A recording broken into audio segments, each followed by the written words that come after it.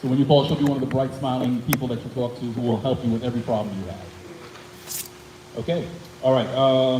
So we are going to go to the rules of order for the community board meetings. I'm going to do my best to read this very quickly. I would advise everyone that it is also available on the community board website. So this meeting of the New York City Community Board 9 is called to order on September 17th at Middle School 61 on under the applicable statutes of New York State, the New York City Charter, the bylaws of Community Board 9, and Robert's Rules of Order. All community board meetings shall be conducted pursuant to New York State Public Officers Law, the New York City Charter, the Open Meetings Law, and any other applicable laws. The community board's bylaws shall govern meetings where they do not conflict with applicable laws. Robert's Rules of Order shall govern meetings where they do not conflict with applicable laws and the bylaws.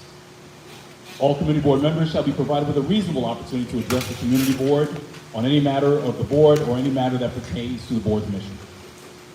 During general board meetings, members of the public may be allowed to speak during the portion of the meeting designated as public comment section. Subject to any modifications and guidelines established by the chair of the community board or his or her designees, each public speaker shall sign in and give a brief description of what he or she will comment on prior to speaking. Public speakers will be allotted a time limit of 3 minutes, each commencing from beginning of the speaker's remarks. Time cannot be shared or allotted to other speakers. If the chair or his or her designee determines that there is not sufficient time at the meeting, the public comment session period may be deferred to either the end of the general board meeting or the beginning of the next general board. Public comment period shall be 30 minutes in duration. During general board meetings and committee meetings, and outside of the public comment session portions of the meetings, members of the public may ask questions and comments upon the agenda items only when recognized by the chair, the committee chair, or their designees. All board members and members of the public shall conduct themselves in a courteous, professional, and orderly manner. Obscene, threatening, or harassing language, slander, threats of violence, personal attacks of any kind, or offensive comments that target or disparage any ethnic, racial, age, or religious group, gender, sexual orientation, disability status are prohibited at all board meetings. No members of the public shall display signs or placards in a disruptive manner, disruptively appall participants in debate, or engage in disorderly conversation or other disorderly behavior which may disrupt the proceedings of the meeting. Audio and video recordings of board meetings are permitted unless they interfere with the meetings in accordance with the open meeting. The recording must be conducted from a fixed location in a manner which does not interfere with the meeting. The chair or her deputy have discretion to prohibit video or audio recordings that interfere with the meeting. Recording is not permitted during executive session. Any board member or member of the public who uses obscene, threatening, or harassing language, slander, threats of violence, personal attacks of any kind, or offensive comments that target or disparage any ethnic, racial, or religious group, gender, sexual orientation, or disability status, or who otherwise becomes disorderly while at a board meeting shall be removed from the board meeting at the discretion of the chair or his or her designee. No board member or member of the public shall be permitted to speak on a cellular phone during a community board meeting while the meeting is in progress other than for emergency reasons. All cellular telephones are required to be turned off or in vibrate mode. And lastly, during general board meetings, the enforcement of this code of conduct shall be conducted under the direction of the chair or his or her designee. During committee meetings, the enforcement of this code of conduct shall be conducted by the committee chair or his or her designee. The New York City Police Department and Building Security may assist with the ejection of any individual from a board meeting or committee meeting for violating this code of conduct. I want to thank you for your patience as I read the code of conduct. And just to summarize, all we are asking is that we are respectful while we are here in this space. We understand that we are a diverse community, a community of different ideas, thoughts, religions, creeds, orientations. That's also part of our strength. And what we want to do is have a community where we can come together despite those differences and still have conversations, because we believe at the end of those conversations, we can come up with the solutions that are in the best interest of our entire district. We are all here. Why? Because we care about Community District 9.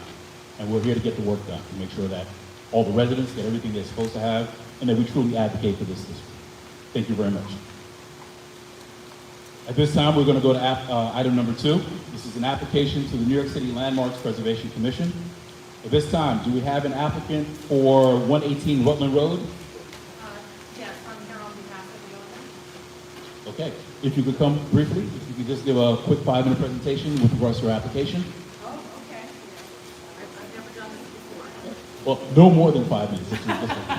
But after that, we may take a couple of questions just for the Okay. application. Okay? Shall I just speak here, or how do I do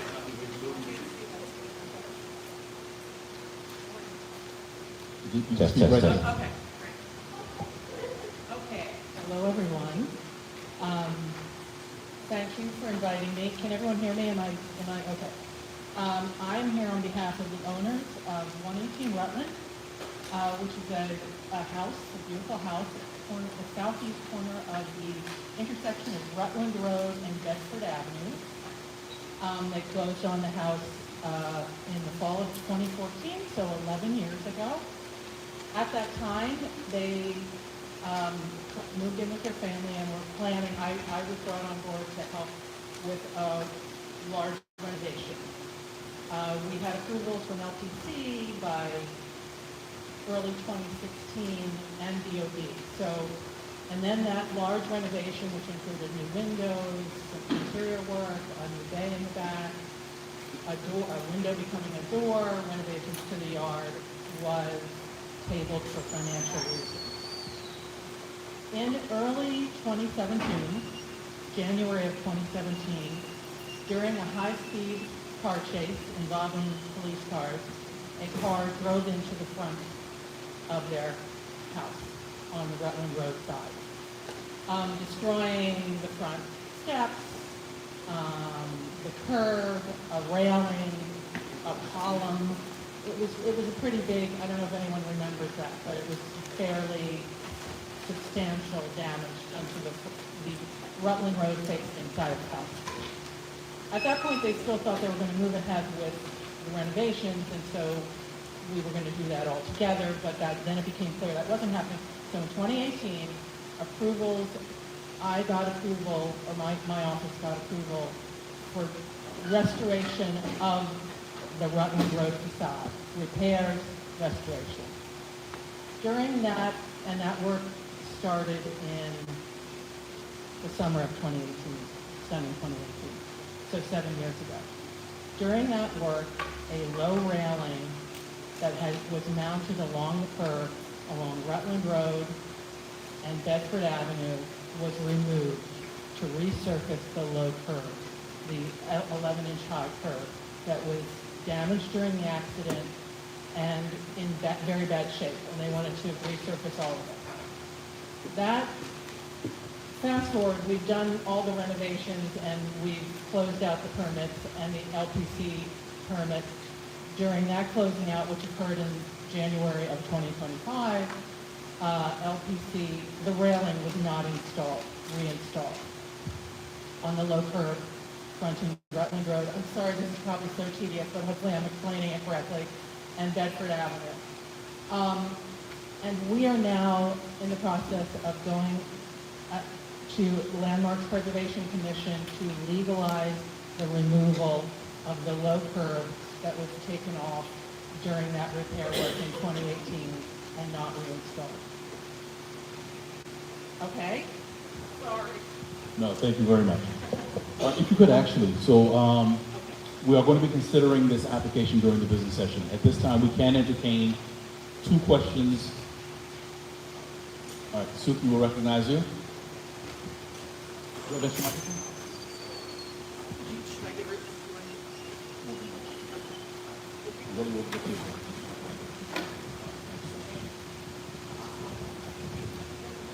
So I did read over the materials that you had presented to Landmark and to the board. Can you hear me? No, I actually can't. I'm gonna just come closer. Is that okay? We'll go a little closer to the mic so we can. Can you hear me now? Yes. Okay. So I did read over the materials that you had presented to the LPC and to the board regarding the non-replacement of the... Can I interrupt you for 1 sec? Yeah. Because we have not yet presented to LPC. Okay. We're on the docket for the 29th. Okay, but you presented those materials to LPC staff, yes? Yes. Okay.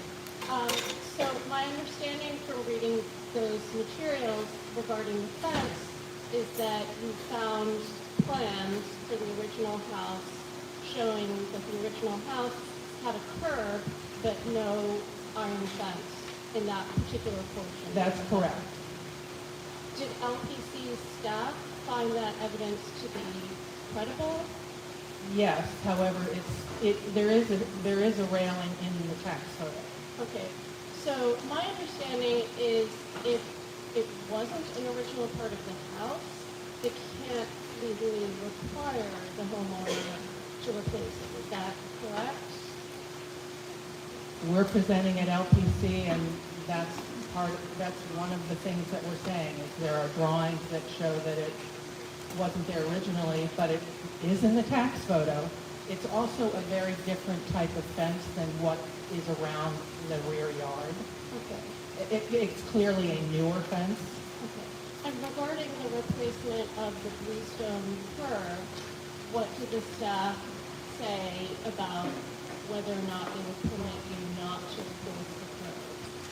Well, what was done is it was resurfaced the entire thing, and that was not in the permit as approved. Okay. They seem very focused on the fence as opposed to the curb.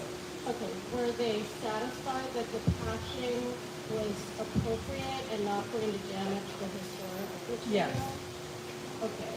I'm and the sorry, last- Susan, I'm we- sorry, the last question I have. If we can hold the question, because we'll actually bring this up and we can have that as part of the debate But during just the movement. last question I have, were any changes made to the downspout of the house and where it empties outside the house? Because we have a neighbor complaining that water is getting into his house after.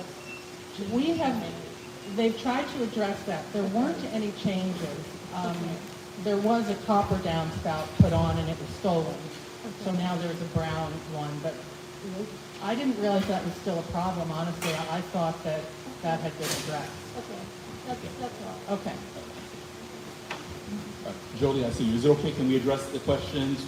Actually, there are two questions. Will you be able to stay for the business session in case we have any additional questions regarding the application? Is that at the end of? Yeah, sure, I'll When we stay. get to the business session. Okay. Jolie, can we get those questions in business session? I would like to ask this now.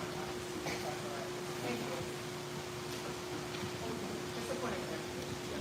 Thank you for coming again. Nice to That's see you. okay, great.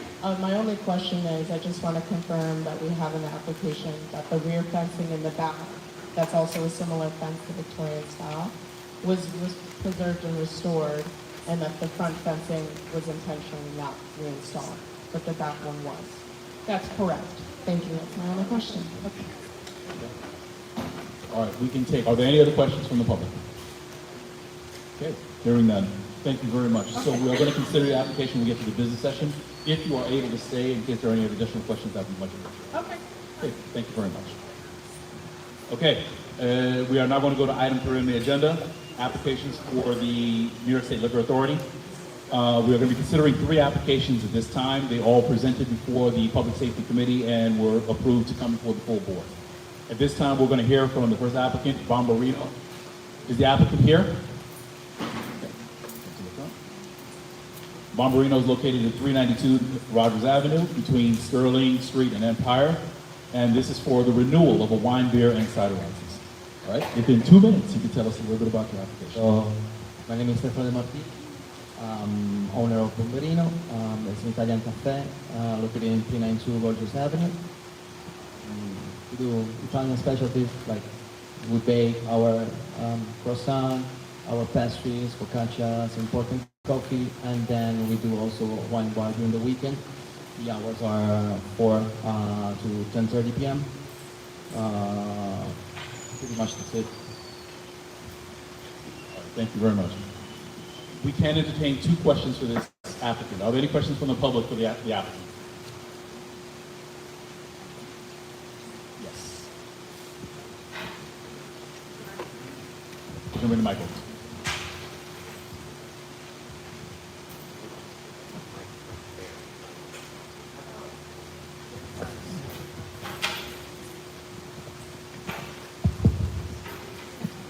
Just a quick question. It might be an oversight. Yes. But on your proposed method of operation, you left blank. Will any other business besides food or alcohol services be conducted? You just left it blank. So I just wanted to know. Okay. So yeah, I mean, Please go. thank you. I have to talk with my lawyer because I didn't take care of it, but Do you have any other business? What's the blank again? It's It is the first question on the proposed method of operation. right? It says, will any other business besides food or alcohol service be conducted at premise? Yes or no? And it said, if yes, please describe what type. No, no. Explain. No. All right, the applicant's saying no for the record. Thank you. for the question. Thank you. Okay, at this time, thank you very much for presenting. We are going to be voting on your item during the business session. If you wish to stay, absolutely, you are not required. Thank you. All right, this time, we're going to go to item B. This is an application for Chipotle Mexican Grill of Colorado LLC at 1730 Bedford Avenue, corner of Empire Boulevard. This is for a new wine, beer, cider license. Do we have a representative? Okay. Come here, we have a microphone for you.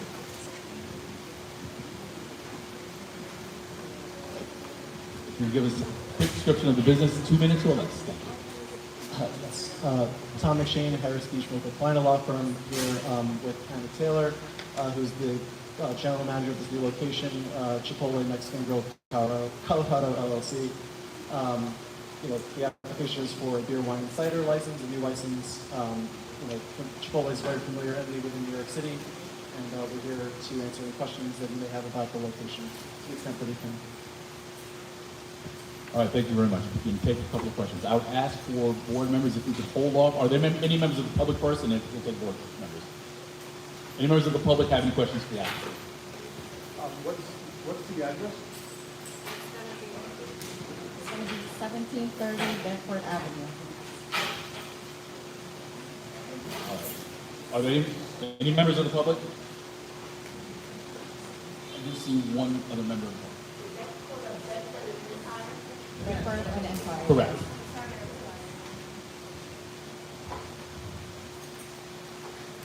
All right, how many board members have questions? All right, are we able to defer the questions to the business session? Because we'll have an opportunity to ask questions there as well. Will you be able to take the business session? They will be here for the business session as well. Okay, thank you very much for your cooperation. So we will be we'll be discussing the application in the business session. There may be a couple of questions that will stay. We'll vote on there at that time. Thank you very much for coming. Okay, at this time, we're going to go on to item C. This is an application for Wolf Pup Bar LLC, located at 447 Rogers Avenue, between Lefferts Avenue and Lincoln Road. This application is for a new liquor, wine, beer, and cider license. Do you have a representative? Okay, sir. All right, Good 2 afternoon, minutes. you guys. My name is Michael Campbell. I'm here representing Wolf Pup. I'll give you a breakdown. The owner is a gentleman that's lived in the neighborhood for the last 15 years. He's worked in probably every bar within the neighborhood. He's put together a wonderful team of human beings that are very responsible to the community. The space is at 447 Rogers Avenue. It's about 400 square feet. He's looking for a full liquor license. Space is, as you see, you can check the menu. It's a whimsical menu with cocktail drinks and wine list. All right, thank you very much. At this time, are there any members of the public who have questions for the applicant? We'll bring a microphone. Applicant, please. Hi, thank you. Can you hear me? Yes, I can. Okay. Who is the owner that owns of this place? His name is Josh Robson. You guys hang out in the neighborhood. You'll probably see him in a few of the spaces here. He's currently the manager at Roots on Flatbush Avenue. He's worked at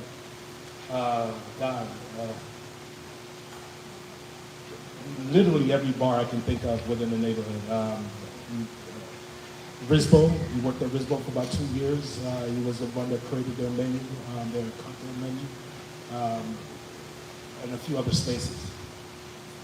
Got it. So this is his first First endeavor, Okay, got it. he's His been first able to job. manage a few spaces within the neighborhood, and now he's taking the opportunity to do something on his own. Got it. Thank you. Allison, I think we have a member of the public over there. Could you raise your hand again? You can just bring the microphone.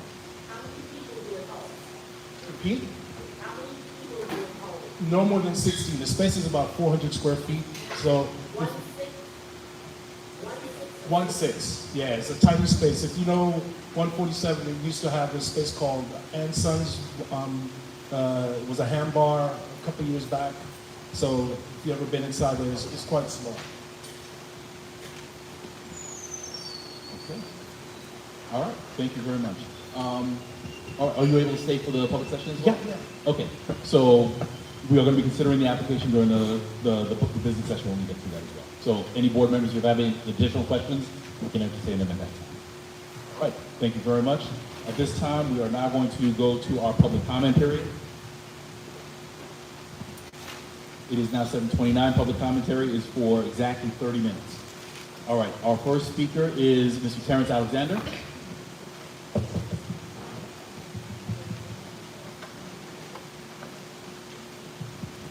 Thank you, and good evening. My name is Terry Alexander. I represent Empower Solar, and for dramatic effect, yes, I will put on my solar cap. Good evening, everyone. Early Shana Tova, and whatever other religious holidays are coming up, I think it's all Saints. So, renewable energy is what Empower focuses on, specifically solar. As you know, the big, beautiful bill was passed recently, which is going to reverse a lot of the tax credits that are currently available for those that are looking to put renewable energy on their homes.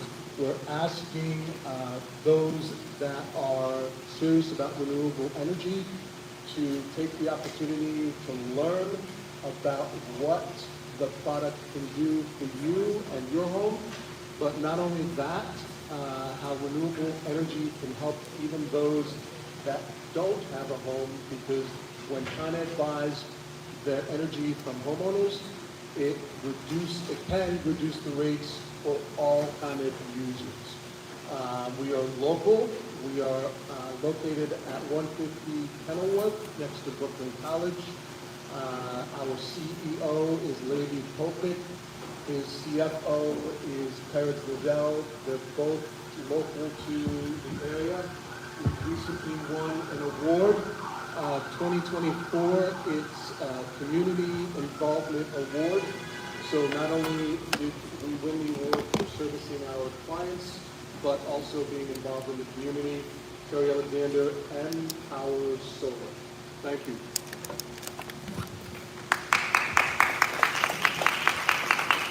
Thank you very much, Ms. Jackson. All right, next speaker, we have Cheryl Bernard.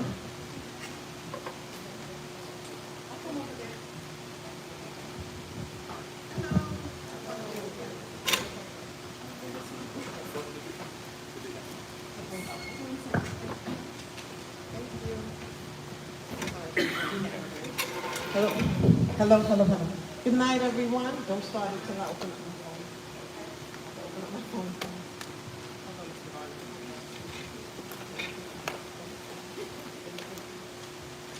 All right, good night, everyone. My name is Cheryl Bernard, as you've heard. This message is directed to Governor Hochul, Letitia James, Brian Cunningham, Myrie Zellnor, Yvette Clark, and our own CV9. Not really too rough to you guys, but I'm here to represent our community who does not have a voice when it comes to their elected official. Each name I called, with the exception of Governor Hochul and the AG, I have personally spoke to about this Vital Brooklyn project, and not one has helped us with our concerns. CV9 did send a letter to AG James' office and verified it was received, requesting a community impact hearing so she can hear the concerns of our community in East Flatbush, but no response was received yet by Dante in the office. Isn't the AG who deals with civil rights supposed to support the community, especially when it involves disparate impact? Let me cut to the chase and say the main reason why I'm here today, and I'm upset, because I was told by everyone that this was a state project, as though nothing can be done. But yet a similar project proposed at Creedmoor by the same New York State, by the same ESD, was recently reduced by 850 units. The community did not want, their community did not want 8-story buildings. 8 stories. They didn't want 8 stories. But we're getting 12 and 13, okay? Y'all need to listen. How? I have an article here that says the Queens Assembly member Braunstein, Senator Toby Ann Stravinsky, and City Council Linda Lee fought for their constituents. In May, ESD came to present the proposal, and I asked, why are you building only 2,800 units on 59 acres in Creedmoor with no shelters, but building 1,400 over 7 acres in East Flatbush with 3 shelters? You guys, I know y'all went to math. I know you understand. 2,800 units over 59 acres, but with us, they're building 1,400 over 7 acres in East Flatbush. 3 are shelters. 1 is a MICA, which is mentally ill, chemically addicted. Okay, that's what's coming to our neighborhood, and I don't mind. You have to understand, I'm not here saying that we don't need housing. Everyone needs housing. The present men's shelter that's there, I want them to have a great facility. But we're asking them to talk to us to see about where to put it, right? When the proposal was brought to ESD general meeting on May 22nd, Angel Santana said he's a community outreach. He said there's no opposition, yet we did oppose. I'm asking that CB9 agrees to send another request to all parties, asking to support the AG, for support from the AG, to at least give the community a community impact hearing and give us a chance to let our voices be heard. I have here state cuts hundreds of housing units from Creedmoor. They cut 850 units. 850 units they cut. CB13's fight against Creedmoor's scheme. CB13, it's a New York State ESD project just like it is with us, but their CB13 heard their constituents and they fought against the scheme, they called it. Look at this one. The AI, it says, following public pressure, New York State's ESD and local officials reached an agreement in August 2025 to reduce the number of units in the Creedmoor redevelopment plan.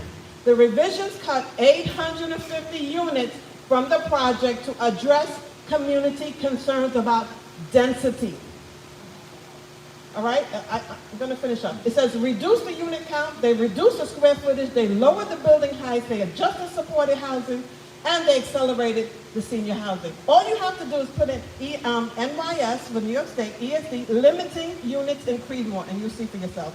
Listen, guys, we're being taken advantage of. We are predominantly black and brown community.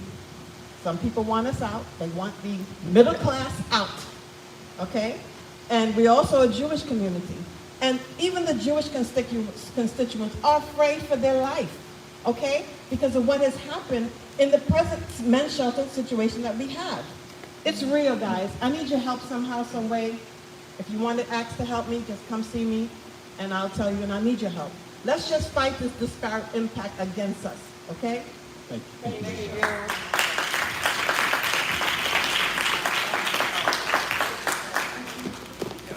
All right, at this time, we would like to call up Amy Lynn.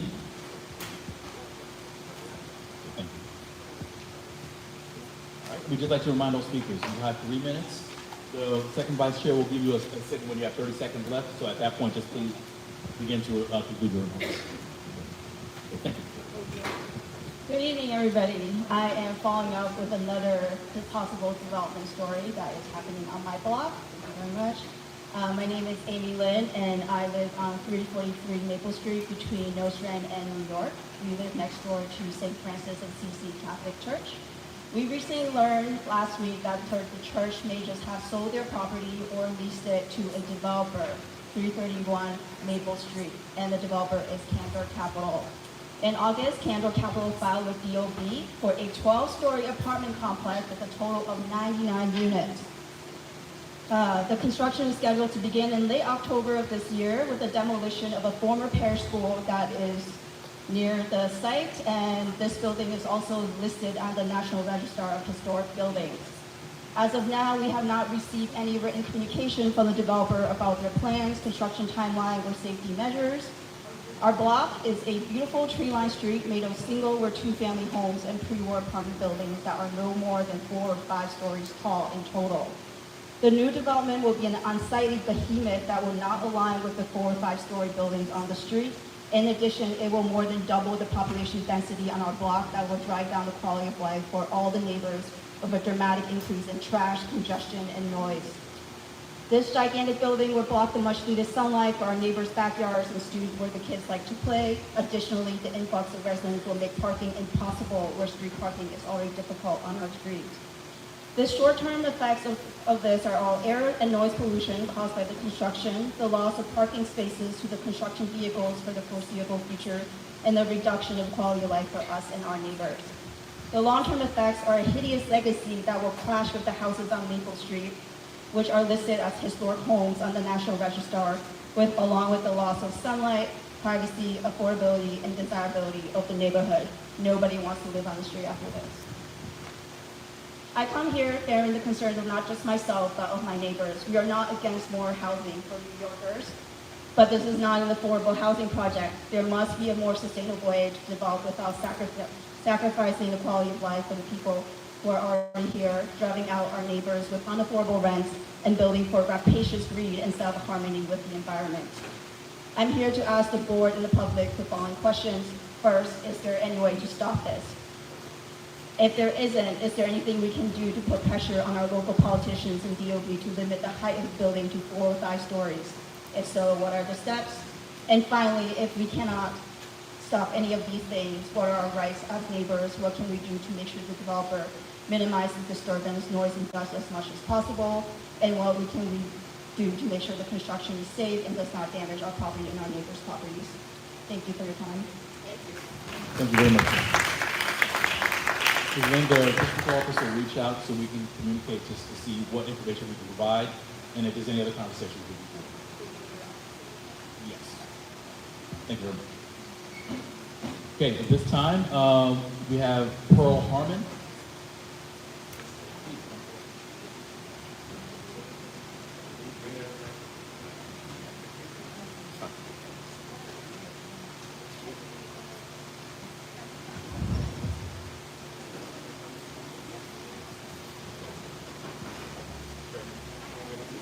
Ms. Harmon, good. Okay, you can present something. Good evening, everyone. My name is Pearl Bowie Harmon. I'm the owner of Bike Life PLZ. It's a bike shop located on Lincoln Road and Flatbush. I'm here because there was a petition done about trying to make Lincoln Road a one-way towards Ocean Avenue, and I'm concerned about this petition. I'm concerned about who even asked for this in the first place, and I'm concerned how it's going to affect everything that's going on in our neighborhood. So those are my concerns, and I came to the meeting last week, and I'm not satisfied with what was said or I'm still confused about this petition. Who asked for it? Can somebody tell me who came up with the idea for this petition? Who came up with the questions for this petition? Because the petition, I mean, not the petition, the survey for this one-way street. The questions were very good, and I'm just concerned about all of this. And I don't think my answers were, we got the petition answers last week about what's going on. I thought we were going to stop the survey, and here I hear it's still moving forward. No one asked for this. None of the restaurant society didn't ask for this. None of the people that live in the neighborhood asked for this. I'm just thinking of whose idea was this? Can somebody tell me? Can you tell me? Somebody? I mean, I can answer, but I mean, are you finished with your, because I didn't want to interrupt for 3 minutes. Are you done, or I can give you a very brief answer if you can discuss it about it. And it wasn't on the minutes. I was just reading the minutes, and there was a question about that when last week Ethan said that he wrote the. So I felt that we all felt that should be thrown out and maybe start fresh or just throw it out completely because nobody asked for it.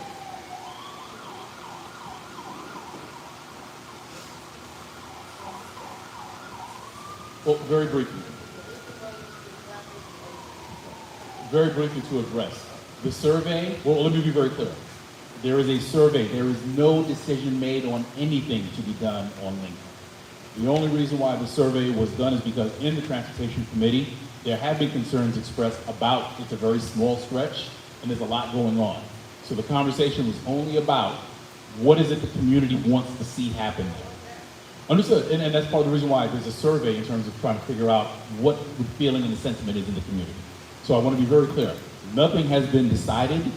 The intent never was to be, that this survey is going to be the be-all and the end-all of what we do with this. So that was the starting point, so we can get some data, some sentiment. Additional, let me just finish that then. And additional conversations after that.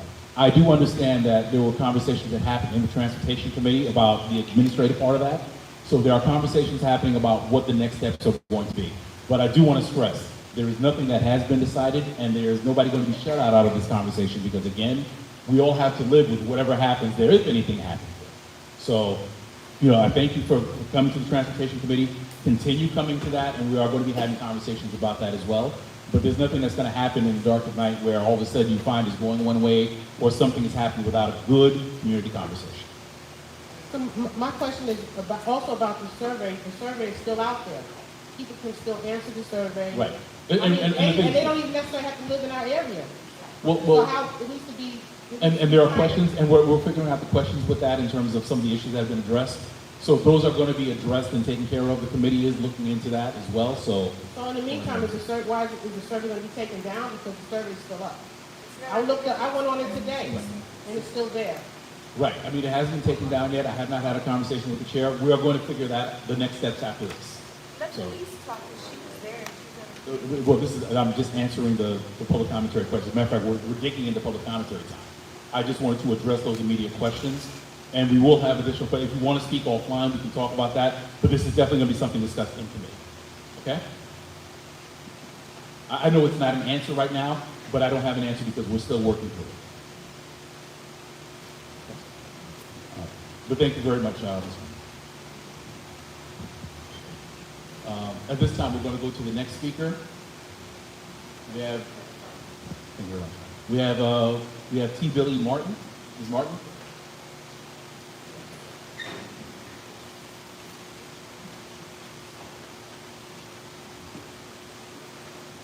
Thank you, because I cannot hear, my voice is gone.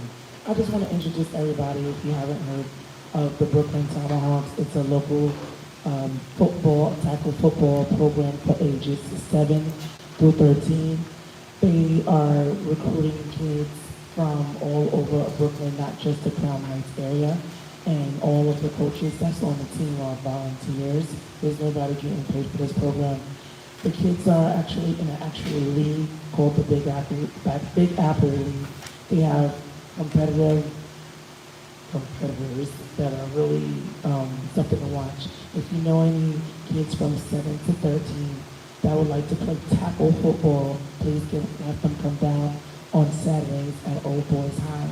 We actually have a game this Saturday there, a home game for all 3 divisions. And the games are free. It's free to register. It's free just to attend practice, but it's not free to actually play a game. That's where the league fees come into play. So if anyone is interested, I'm going to leave a flyer. I'll leave something somewhere with a QR code on it. And if you have schools that would like for us to come speak to parents and so on, someone from the team, most likely me, will come and introduce ourselves to the parents. Excuse my voice. I was screaming at the football game Sunday, and my son won. So, yeah, I did not do a Claire Huxtable though. So, yeah. Thank you. You won on Sunday, and your voice is still hoarse on Wednesday. All right. Parent support, that's lovely. All right. All right, next on public commentary, we have Mr. Anthony Henry. Come to the front, please.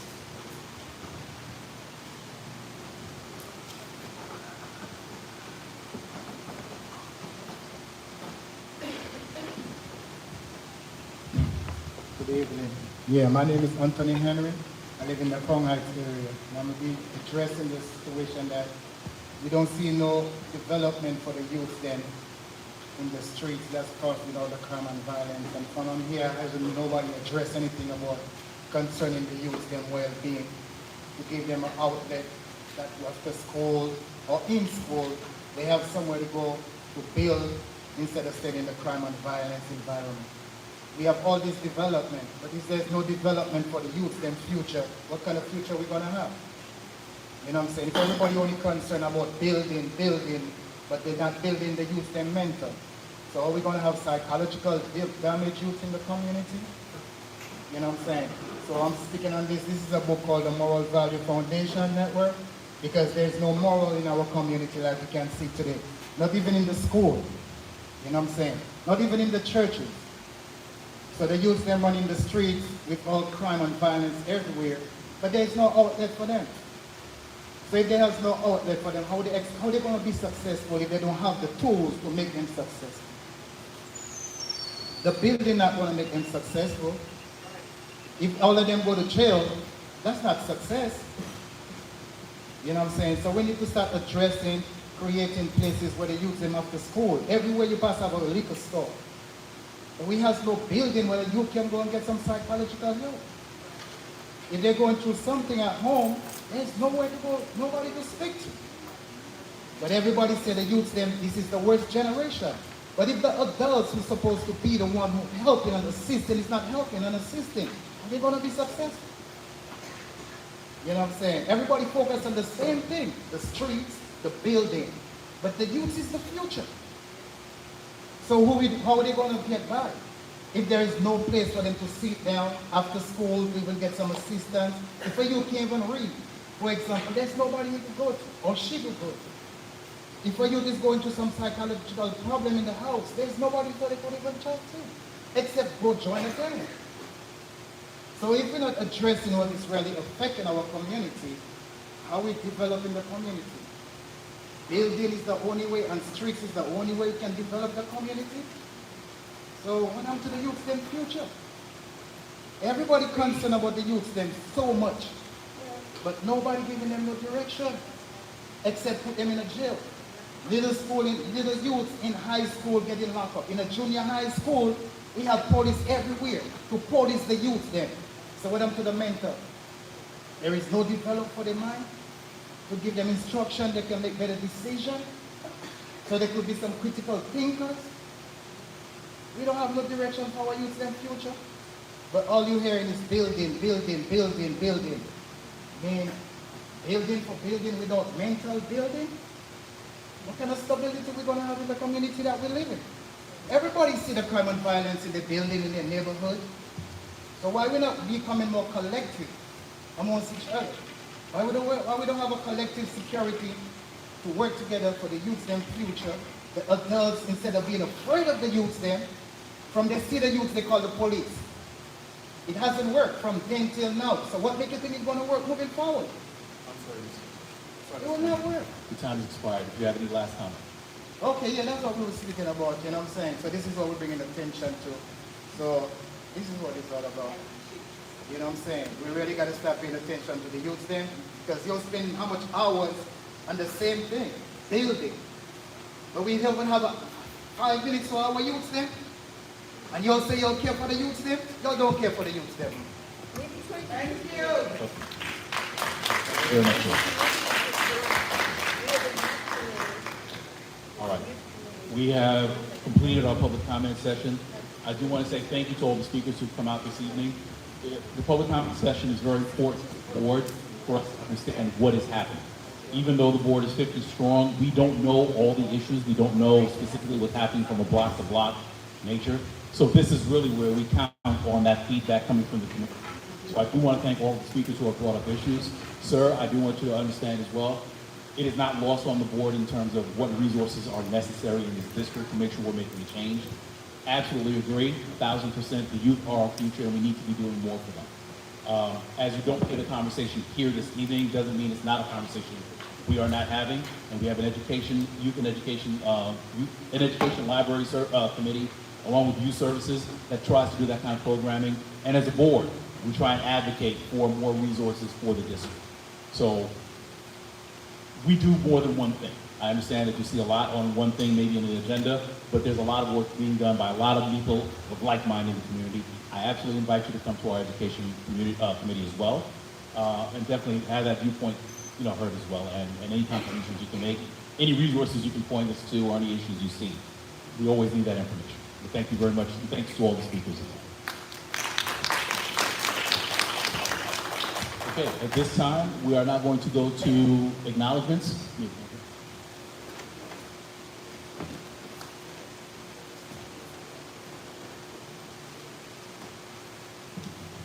All right, at this time, what I would like to do first is we actually have one of our elected officials here for CB9. This time, if I could invite our council member, Rita Joseph, to come to the front and give some brief remarks to the board.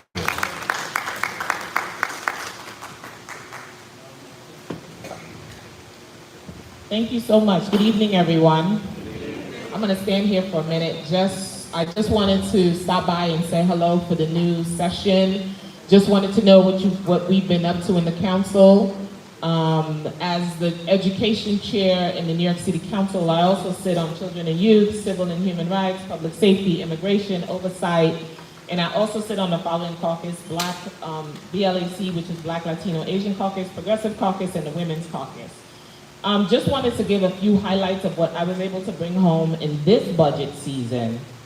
And for the gentleman who spoke up earlier about young people, one of the things we did in this budget this year is to have school-based mental health clinics in school buildings for young people.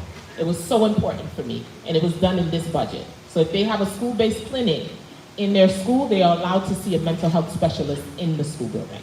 Another thing I did in this budget is make sure there's something called mental health continuum. I used to be an educator for 22 years before I became a council member. One of the things we used to see when a young person has a meltdown, first thing they did was call 911. With this funding in the mental health continuum, which is in central Brooklyn, is to take NYPD out of mental health calls.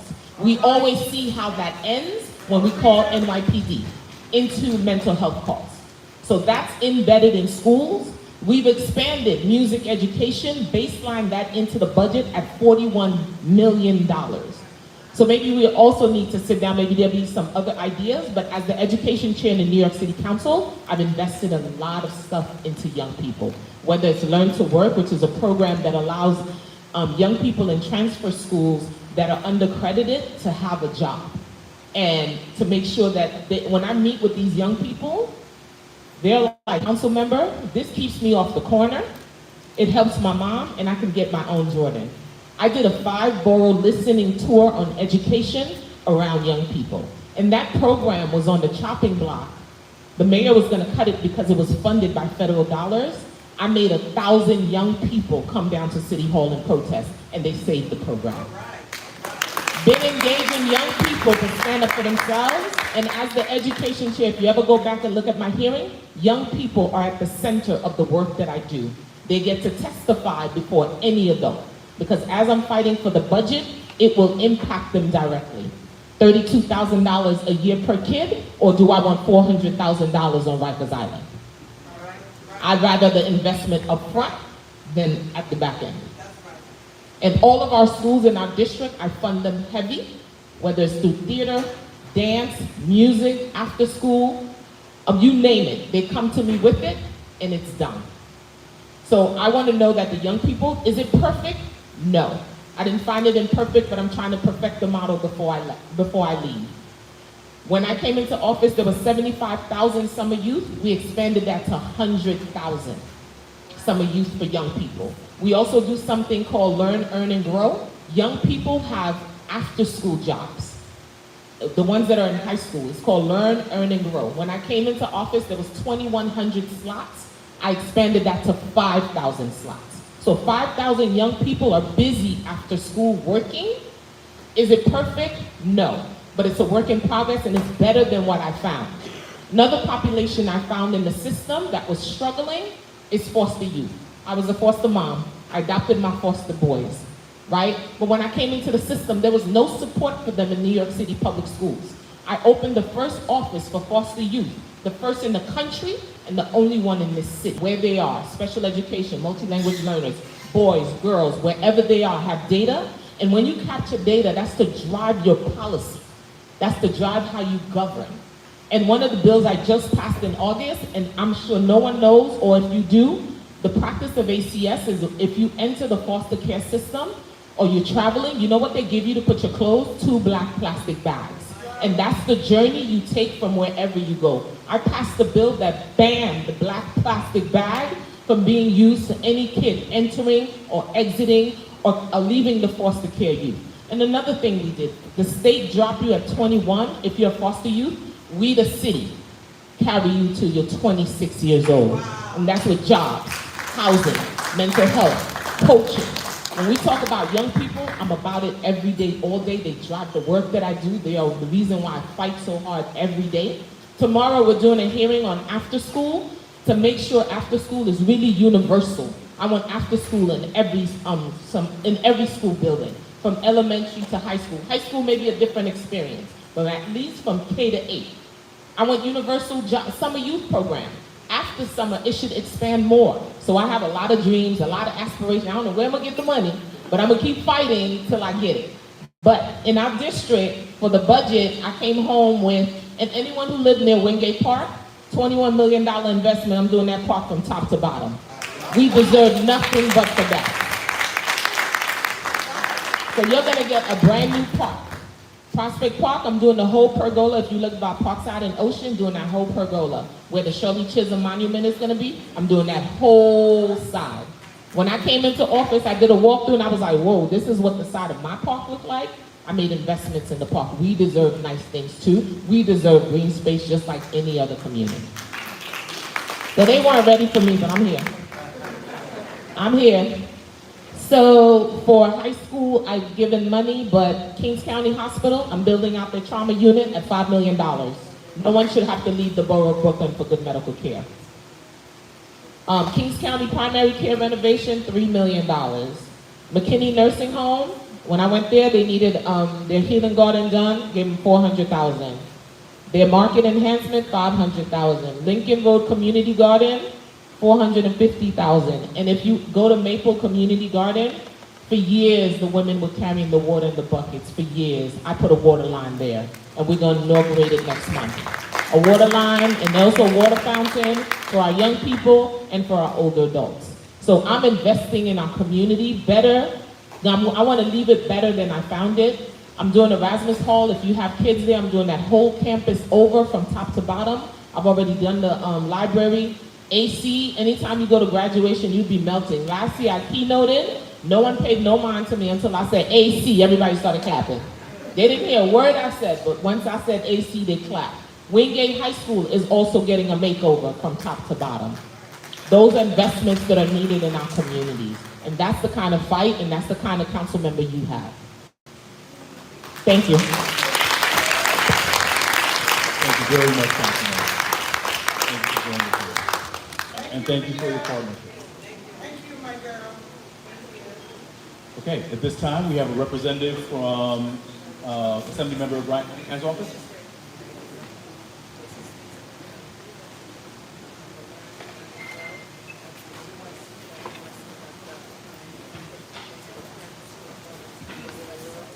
Good evening, everyone.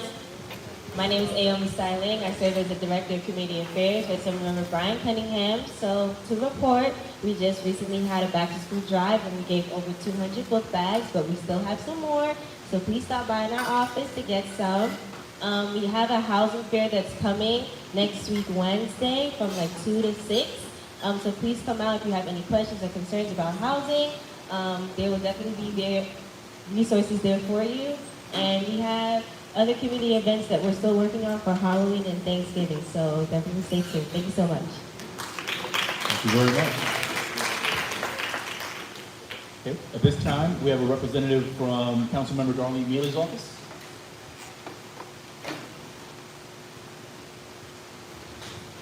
Good evening, everybody. I just have like a couple of announcements on different activities we have going on. So this is something new we started. We noticed everybody's really big on the boots on the ground right now. We're trying to do a lot more for the seniors. You know, she's really big with the seniors and keeping them active and out. So she came up with this idea to go around to all the different senior centers and teach them the dance. And then we have dreams beyond that with them, which I'll save for later. But right now, the tour started at Mount Era. We'll be moving on to another senior citizen center next month. So this month, for the rest of the month, every Friday, we'll be at Mount Era, and you can go there between 2 and 3:30, and you can learn boots on the ground. Thank you very much. We have a free paper shredding event that we have coming up. Everybody has a lot of documents in the house that they need to get rid of, that you guys are scared to just throw in the trash. So we're gonna have a dumpster put out there, and we're gonna be shredding. So you guys can come through with everything, big bags, we don't care how many bags. Come through, get yourself shredded. The date is gonna be October 1st. It's a Wednesday. It's gonna be between 9 and 12 p.m. I mean, we can try to do another one later on. We do understand that some people do work, but for right now, this is the time and day we had available. It's gonna be at 629 Kingsborough at the 6th Walk between Ralph and Dean. Okay? There's flyers for everything I'm talking about over there on the table. We're gonna have an oath resource. This is gonna be with the Office Administrations of Childs and Hearing. We're gonna be giving this at the East Flatbush Library on Tuesday, September 23rd, between 11 and 3 p.m. We're gonna be offering services. They're gonna be answering questions about summonses that you may have got issued from the Department of Sanitation, Health, FDNY, NYPD. They're going to be answering different kinds of questions that you need about any type of hearing proceedings. They're going to be helping people submit defenses on their summonses, check your statuses on your summonses, anything that you guys need that day, you guys can come out and get help on. She does an advisory board meeting every month at the end of the month. This month it's going to be on the 27th between 11 and 12:30 at 220 Livonia inside of the Music and Victory Dance Center. Okay? It's going to be open mic. Most of our CABs are always open mic, so anything going on in the community that she doesn't know, she would like to be addressed about and find out on that day. If you need to speak to her, that's the day to come out and speak to her in person. Also over there, I have the district resource list. I have a list of all different types of resources that you guys can get. Every Tuesday, we have somebody that comes out. We have a housing specialist that comes out and helps with any type of housing questions that you need. He also does help with some HRA questions, depending on what it is. You guys can call into the office, explain what the need is, and we'll, deal with it whatever way we can. He also is offering help with street and drift, which is more for seniors, but it has a lot to do with housing, and it's really helping with the senior homeless problem that we have going on right now. And also, once again, guys, we are offering, we have 3 immigration lawyers in our office. Just call in, make an appointment. We do have forms that you can fill out, and you don't always have to use your address that you guys are living in to receive. You use a PO box, a neighbor's house, anybody to be able to receive your information back. Even come and get it sent back to our office if you have to. But if you guys know somebody that needs help with immigration, it doesn't matter if they live in our district or not. We have the services we provide. There are 3 lawyers. They come out. Please have them call the office, and they can get any services they need. Thank you. Thank you very much.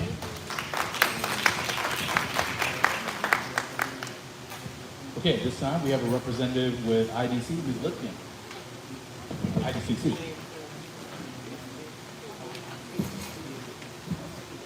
Good evening, everybody. Happy September. My name is Anna Lipkin. I'm with IDCC Connect, which stands for Interborough Development Consultation Center.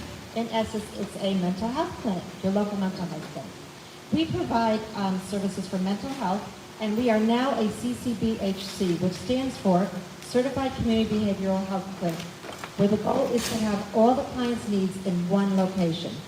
Some of the services we provide are mental health and substance use therapy, peer and family support specialists, case management services, individual and group therapy, services for children over 5, for families, adults, seniors. We also have an intensive outpatient program for teens that are in, I think it's 9th or 10th grade, which is an excellent program. And we have school-based programs. We also do housing. We help out with housing, with benefits, vocational, and food insecurity. In case you don't know, we have our farmers market that goes from spring till fall. Our next one and last one for the season is in October. I have a flyer over there. I believe it's October 23rd at our office, 921 East New York, right near Utica Avenue. We will also do something before Thanksgiving. I believe on the 25th of November, we will be doing a Thanksgiving lunch, grab and go as well. That is pretty much it. I've got some flyers. I'm going to grab some and go around with some of my flyers. But I'd like to take a moment to thank the chair, Fred Baptiste, our district manager, Dante, and Mia. Thank you. Give me a moment. Sorry about that. And my dear friend Mia, for all the work they do all year, and wishing them a great new year to continue empowering our community as well as assisting individuals in resolving city agency issues. Now that we are starting with the community calendar, we look forward to a productive and collaborative year. Thank you so much. Thank you so much. And may I just give a quick shout out to Councilmember Joseph. I guess she's not here, but wow, she is leaving some legacy. Thank you. Thank you very much. At this time, we also have a representative from the Borough President, Antonio Reynoso's office.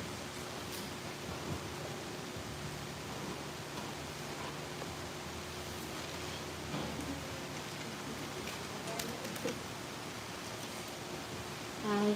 Good afternoon, good night, I should say, Community Board 9, members of the community. My name is Bianca Stevenson, representing Borough President Reynoso here today. I have a couple announcements. If you haven't had an opportunity yet, the 2025 Comprehensive Plan for Brooklyn that was put together by the Borough President and the team is online. It was released last month. The plan is a great tool for community boards with detailed maps and statistics telling you all about the community and recommendations for improving infrastructure in the neighborhood.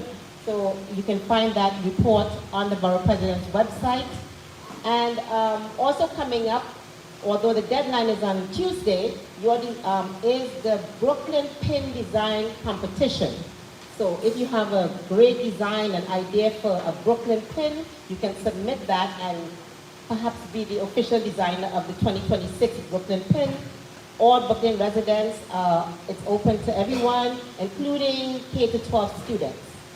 And then on Saturday, there's a block party between Franklin and Flatlands Avenue, back to school giveaway between 9 and 2. So those who have, young ones, neighbors in the school system, please go join.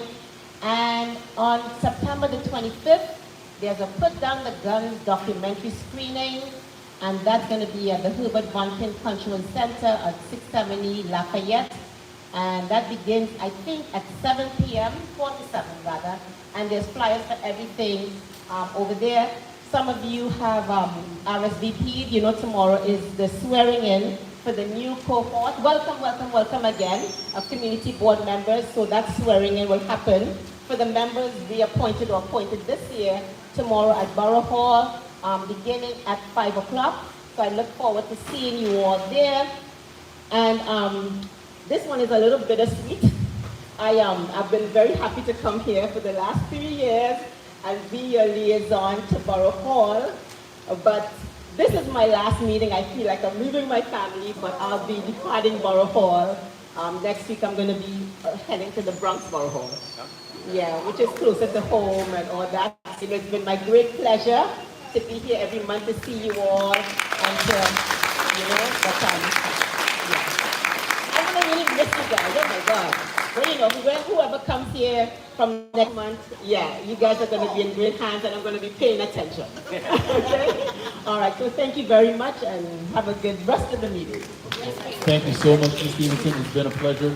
And you can still come down. It's okay. You still come from the Bronx. My mother lives in the CP9. I live here for 20 years, so that's why it's special to me. I'll be back. Well, thank you so much and best of luck in your new position. Okay. All right, at this time, we have completed the public session. I want to thank everyone again for the comments. I also do want to make a plug very briefly in terms of many of the resources and the flyers that you heard of are available up in the front, or please make sure, if you have not done so, to please sign up for our e-blast, in which we have a number of the events. Those flyers go out electronically. You're able to see those on a weekly basis. They go out every Friday. So please just make sure you can see one of the members of the staff, and they can help you in terms of signing up for e-blast, so that way you can get all this information to your phone. And I would also add, one of the things we always ask for those people in the room and those people who are watching is that, again, we can't be everywhere.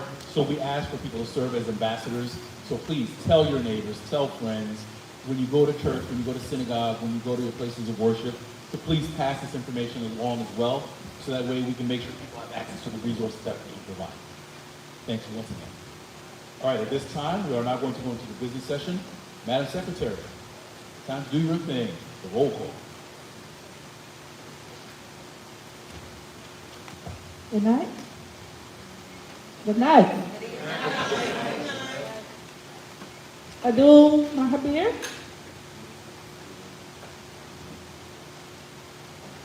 Nicholas Almanar. Fred Batiste. Present. Solan Benjamin. Solan Benjamin. Kat Botticello. Joanna Carr. Joanna Carr. Suki Shao. Present. Kendall Christensen. Present. Julie Cobb. Eve Cohen. She's on her way. She's on her way. Sol Carey. Sol Carey. Max Davison. Here.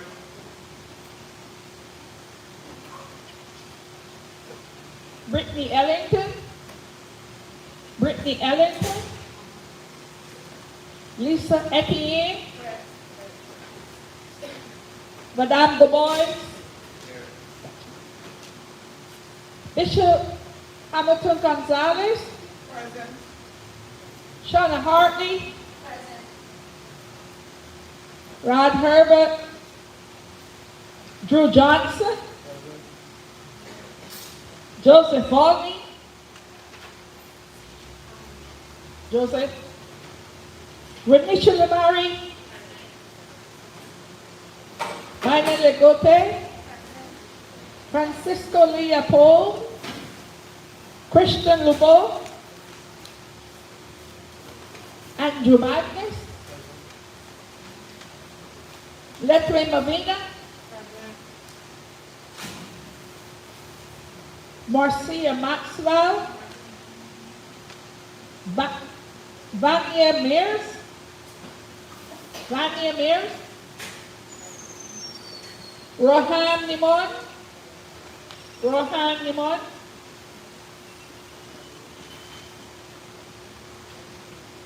Blati Muchin. Ethan Narville. Denzel Adoro. Isaiah Pickle. Hassan Kwasi.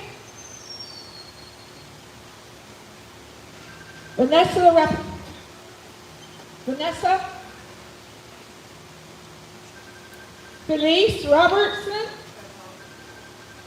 Benny Rosenberger.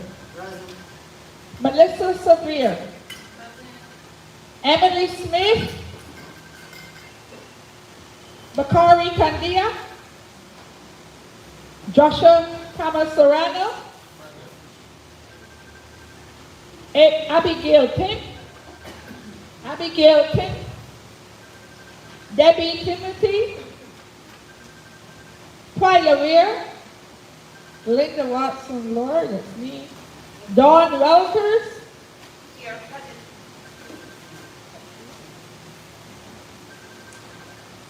Teresa Westerdahl. Dawn Williams. Lorianne Wolseley. Steve Zelter.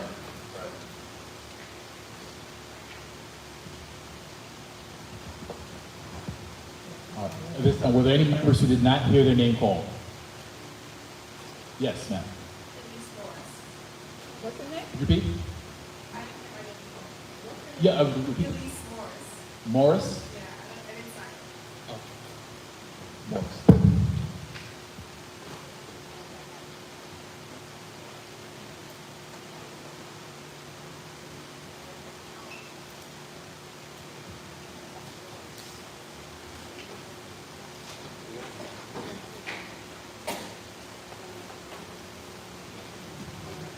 All right, thank you. Oh, I'm sorry. You didn't hear your name called either?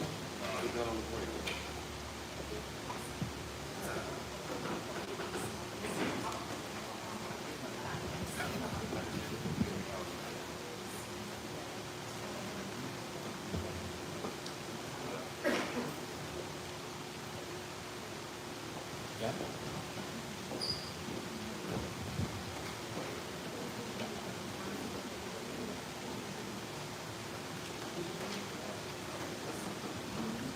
Okay.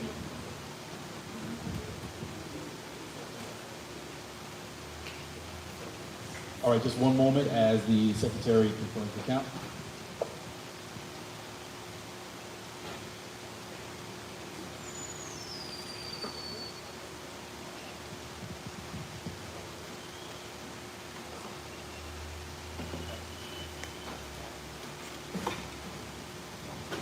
If there are any board members who did not sign on the roster, please make sure you do so at this time. We'll just take that moment. If you have not signed on the roster, please.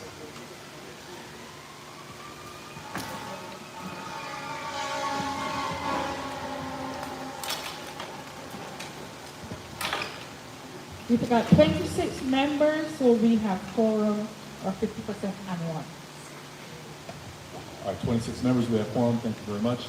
All right, at this time, before we go to the next item, I need to ask for the board to adopt the agenda, as we did not have a quorum at the executive committee.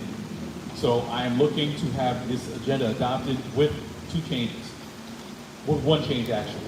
So it would be for there be an item C under the voting session. That would be for town hall for land use, for the approval of town hall for land use. Town hall for land use would be item C under the voting session. Okay?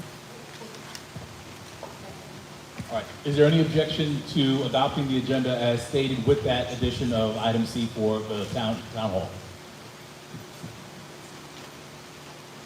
Hearing no objection, the agenda is adopted as amended. Thank you very much. All right, at this time, we're going to go on to the next item, the approval of the June 2025 General Board meeting minutes. The minutes were provided as part of the package before. At this time, are there any edits to be made to the minutes? Call for a second time. Are there any edits to be made to the minutes?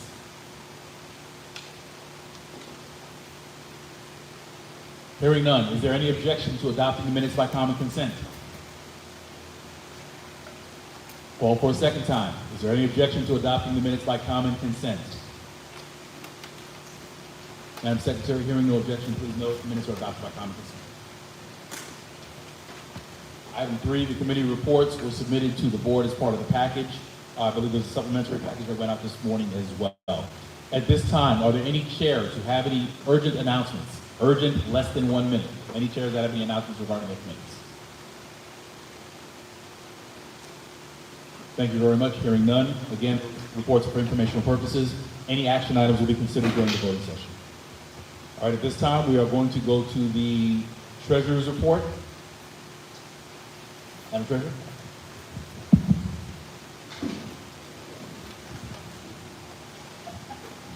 Good evening, everyone. Just a recap of the budget of the report for the fiscal year. The fiscal year, if anyone remembers, doesn't remember, goes from July 1st through June 30th of the following year. At this time, just for the totals, because the numbers for each individual item are on packet, and if you have any questions, please ask. The current modified budget came down to $421,418. Encumbered amount was $20,862.75. Of that amount, the actual expenditure is $76,117.42.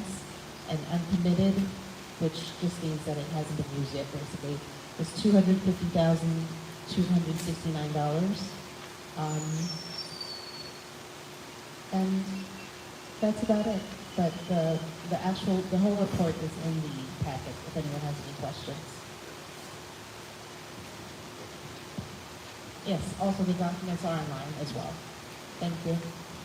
All right, there are no action items, correct? So it's for informational purposes. Are there any questions for the treasurer at this time? Okay, hearing none, thank you very much, Madam Treasurer. Madam Secretary, at this time, please note for the record, Eve Hobby Cohen is present.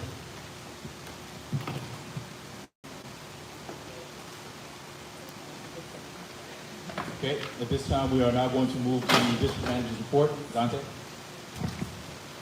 Good evening, everyone. Again, my name is Dante Arnwine. I'm the district manager here at CB9.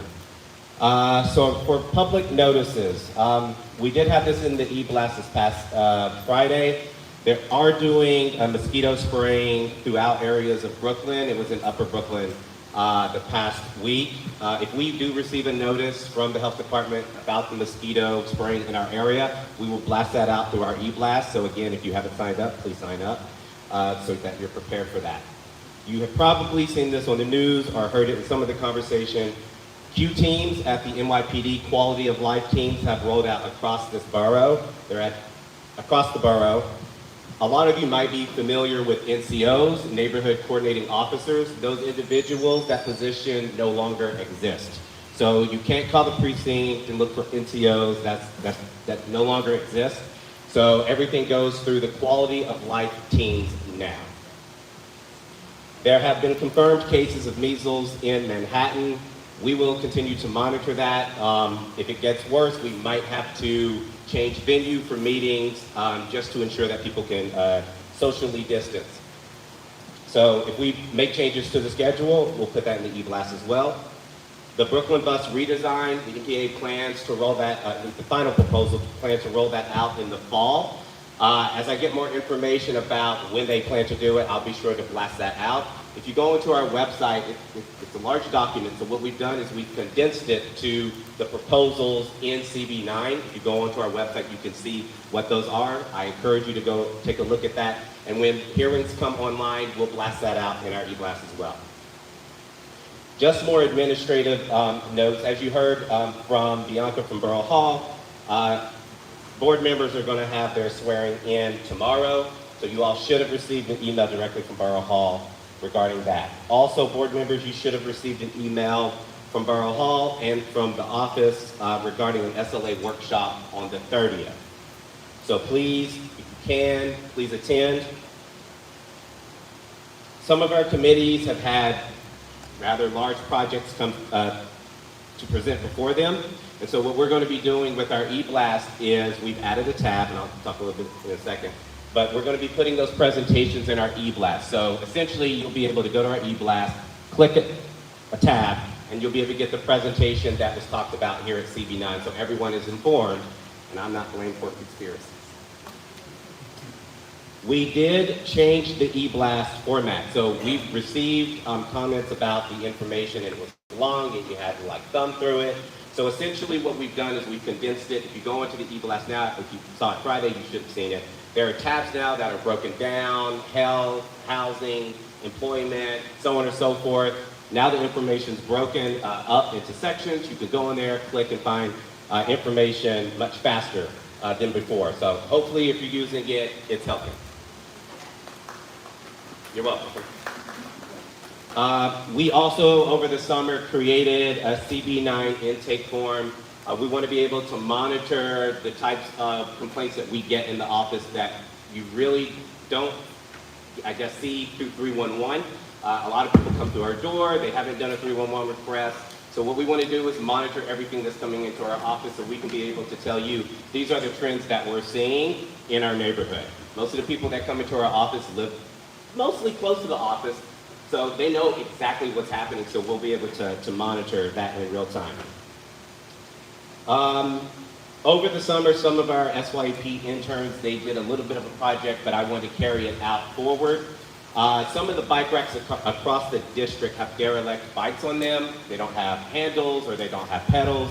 If you see this, please take a photo of it, create a 311, reach out to the board office via email or phone number, and we're going to take that complaint. We'll reach out to sanitation so we can get that removed so that those bike racks are available for use.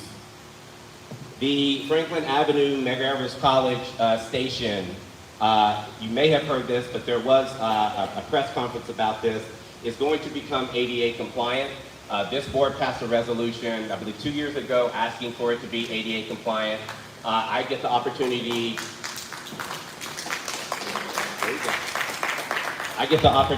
to serve on the New York City Transit Riders Council, where I advocate for riders across the network, and I was able to use the board's resolution to advocate to the MTA and the larger players that be that this station needs to be ADA compliant, especially because we have a college, all the development on Franklin Avenue, and so on and so forth. So we got it. Congratulations. The B48 bus stop at Franklin and Montgomery, a request was sent to me to ask the MTA to have that reactivated. Reached out to the MTA. The expectation is that that will be reactivated by the end of September. If you live in that area, let's say October 1, 2, 3, it's not reactivated, please reach out to the board office so I can reach back out to the MTA and get an update on that reactivation. It was also brought to my attention there were some glitches, bugs on our calendar on our website. That was fixed today, so you should be able to go on there now and see all the calendar information. It shouldn't be jumbled.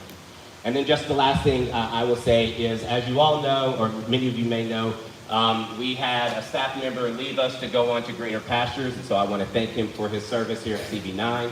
But we've had the pleasure of doing some interviews, and now we have filled the position, and I would like to formally and officially introduce you to our new community associate, Allison Henry.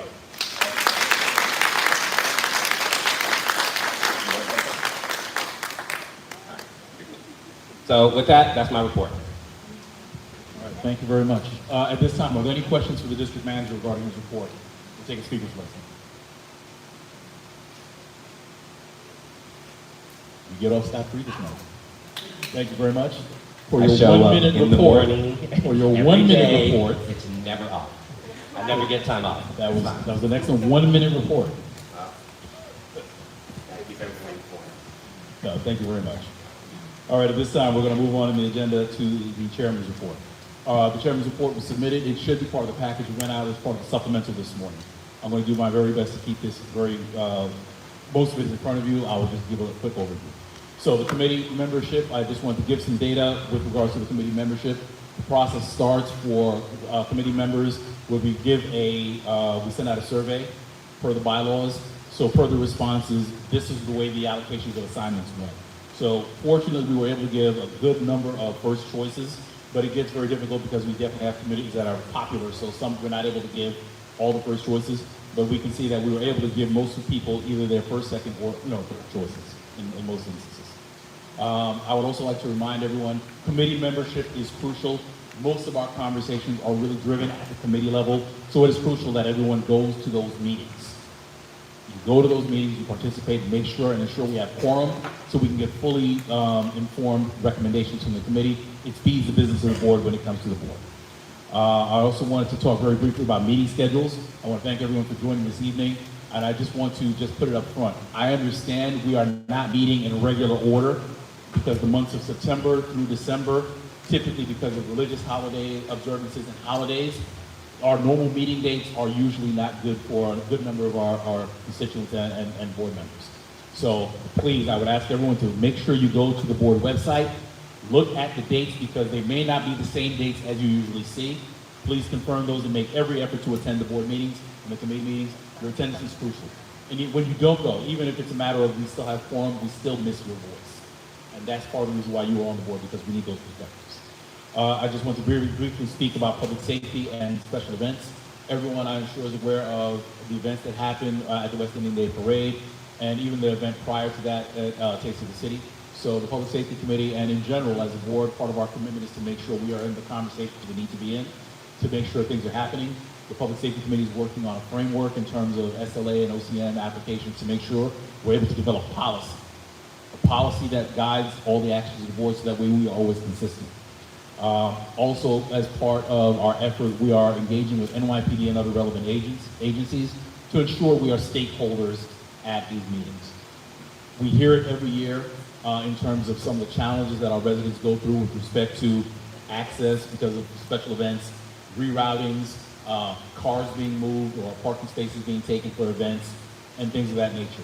And part of what we are trying to do is make sure we are stakeholders at those conversations, to make sure that the voices of the community is heard, and to make sure that there are better, improved communications with the community. This is not to say that there are no impacts, but we at least want to make sure that we mitigate them wherever we can, and to make sure that sufficient information is given to residents, so that way we can act accordingly and do the things we need to do to make our lives easier as well. I wanted to also stress that this year we are trying to really do a lot with training. Some of the training will be done on the board level. I want to thank all those who came to your Learn About Your Community Board training conducted on September 3rd. And we are doing our best to try and identify additional training opportunities. As Dante said, there's an SLA liquor license workshop that's happening from Borough Hall. I recently just attended a lunch and learn for OCM licensing. And we're also going to be looking to do trainings with regards to land use and parliamentary procedure. If there are any recommendations or suggestions, if there are things you'd like to know more about, please let us know, so we can try and see if we can incorporate that, either one, developing that training locally, or partnering, finding the appropriate resources to get that training for board members. Lastly, I want to just talk about meeting efficiency and improving that, what we can do to improve it. One of the conversations, I know we've had it over the last year, we definitely had it at the executive committee meeting, is we want to do things to make our meetings faster. So part of what we are trying to do is we started that in terms of giving time constraints, time limits to different presentations, time limits for reports, trying to come in under mine as well for today as well. And we're trying to institute a number of measures. So one, you see that the second vice chair was giving clues in terms of these are the time limits for presentations and everything. We're asking for board members to do a couple more things as well in terms of making sure being prepared for the meetings in advance, because it reduces the amount of questions. We're also talking about implementing speakers lists. We do it as a practice already. We just ask for all board members to recognize we are going to give you an opportunity to ask questions and to speak, but we can't have unlimited conversations, because the purpose of the board is to act, to actually move on and vote. So we will create speakers lists. Members will be recognized. You can ask your questions. You'll be given 2 minutes to either ask your questions or give your comments, at which point your time is up. There'll be a speakers list open a second time, so you'll have a second opportunity if you still have outstanding questions or comments. Once we've exhausted that, we will vote. We want to make sure we're not having endless conversations. If we have conversations that are not fully developed, then it's the responsibility of the board at that time to say, either we need to table it or we need to refer it back to the committee, because apparently there's not enough clarity on this. So I just want everybody to understand that. The purpose of this is to make sure we value everyone's time here. Okay, that actually concludes my report. No action items. I will take questions for your speakers.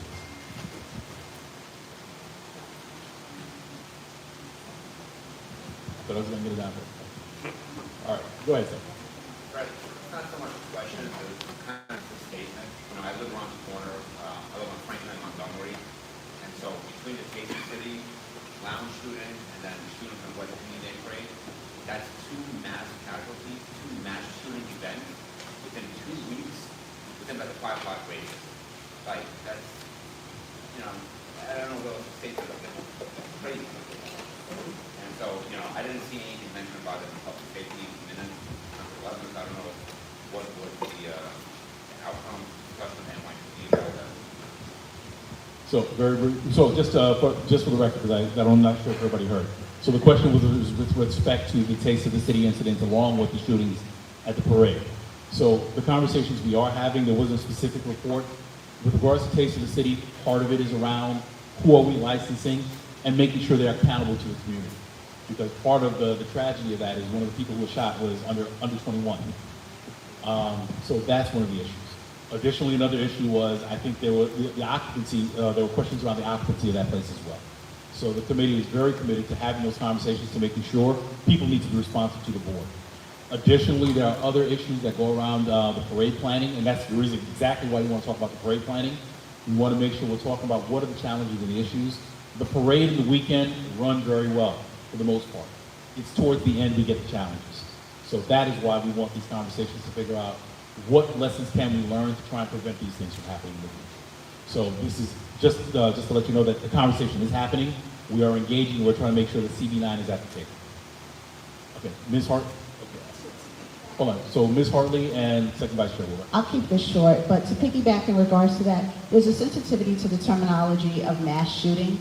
It was a shooting, it was an act of violence that took place in two separate situations. Unfortunately, I'll state this, as a Brooklynite and as a New Yorker, there is violence that is unnecessary, but it does take place within this city. So to be sensitive to that and to piggyback off of what Fred said, it was an occupancy issue and an illegal issue in regards to the TASTE event. And then in regards to the parade, it's noted it did not take place while the parade was taking place. It happened at the discernment and at the end of the parade. And so we need to be sensitive in regards to that. I may recommend that you should attend our SLA meeting because Fred does keep it consistent in regards to having the NYPD show up for all aspects in regards to community. And also, in addition to those two issues that took place, in regards to those two unfortunate acts of violence that took place, there are a number of acts of violence that have taken place, not only within Community Board 9, or District 17, or 11225, or 11238, but they have taken place within this borough. So to call that out and to claim that it is a mass shooting and to claim of the high level of sensitivity, we are all sensitive to those. And we're sensitive to a number of other aspects of violence.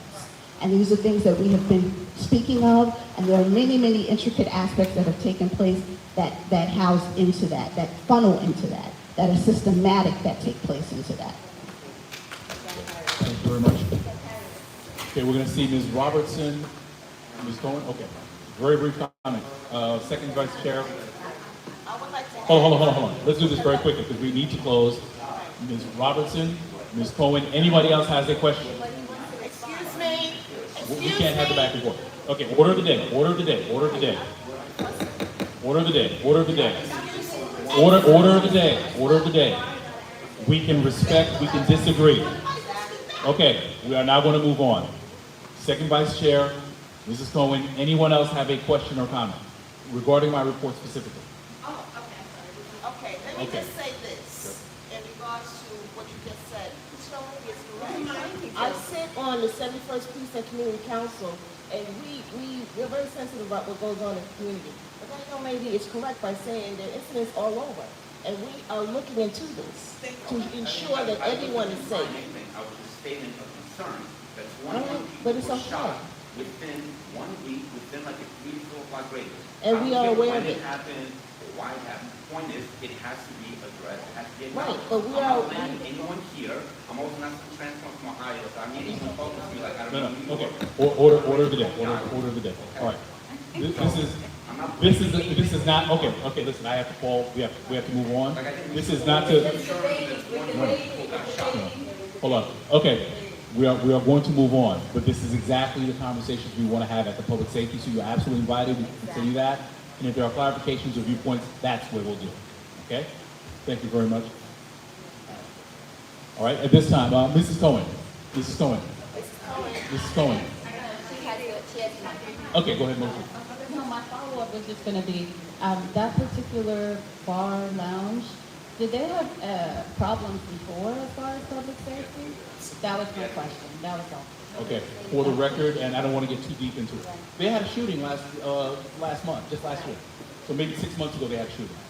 So part of the issue is, again, going back to the Public Safety Committee, how do we track these things and how are we able to act more quickly? So that's part of the work we're doing in the committee. Okay? All right.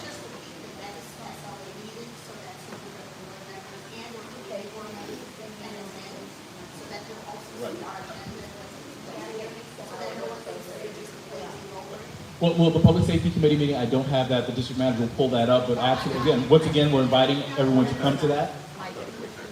October 23rd will be the next Public Safety Committee meeting. Mrs. Coleman, did you have a question? My turn. My and then we're moving on. We have to move on. Okay. I know, I'm joking with it.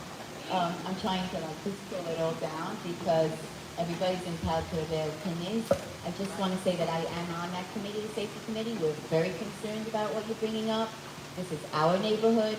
Quite frankly, that there's violence all over New York is not something that is going to calm me down. It's our neighborhood. We want it to be safe. That's why we're on the committee. We spoke about it. We spoke to the police about it. And unfortunately, it's not something that you can just check a few boxes and take care of. We are very aware of the problem. We all want to live safe. We all want to be in safe neighborhoods. So we really do encourage you to come because any resident member of the community can come and say their piece. And you are entitled to speak, just as I and everybody else is here. We want to hear you. We are ready to debate. We're ready to tell you whether we agree or disagree. That's what this is all about. And we just get very heated because we just maybe are a little bit sensitive in thinking that maybe somebody doesn't realize that we do care about the community and that we're very concerned and we work on it. Oh, we are. We're very sensitive, people getting killed. All right. Listen. Listen. You can be sensitive Okay. about it all. Okay. Order of the day. Order of the day. We're ready to have Yeah. we Okay. we Order of the really day. honestly invite you. I need all members of CB9 to please come to order. I need all members of CB9 to please come to order. We are now going to cross conversation. So now that's part of the reason why. Anyway, once again, we invite you to join us. Thank you. All right, we have one last announcement from the second vice chair, and then we are going to move on. In conclusion, I would like to say tomorrow, there will be a meeting here at the 71st Precinct Community Council at 7 o'clock. Come, okay? I'll be here. 7:30, but they asked to come early. Okay, 7:30. Thank you. Thank you, Terry. All right, thank you very much. All right, we are now going to move on in the agenda. We are going to go to the voting session. Are we in business session? We are still in business. All right, so first item for the voting session is the LPC application. They presented earlier. This again is for 118 Rutland Road on the corner of Bedford Avenue. At this time, if I could call the chair, Jolie, if I could call you up just to very briefly give, a quick synopsis, like less than 2 minutes. We'll take questions. Yeah. Yes, please come back.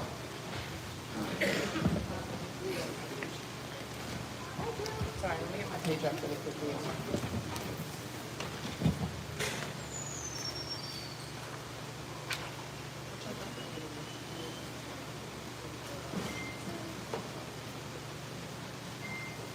Hey everyone, sorry, just give me a second so I can get my page up.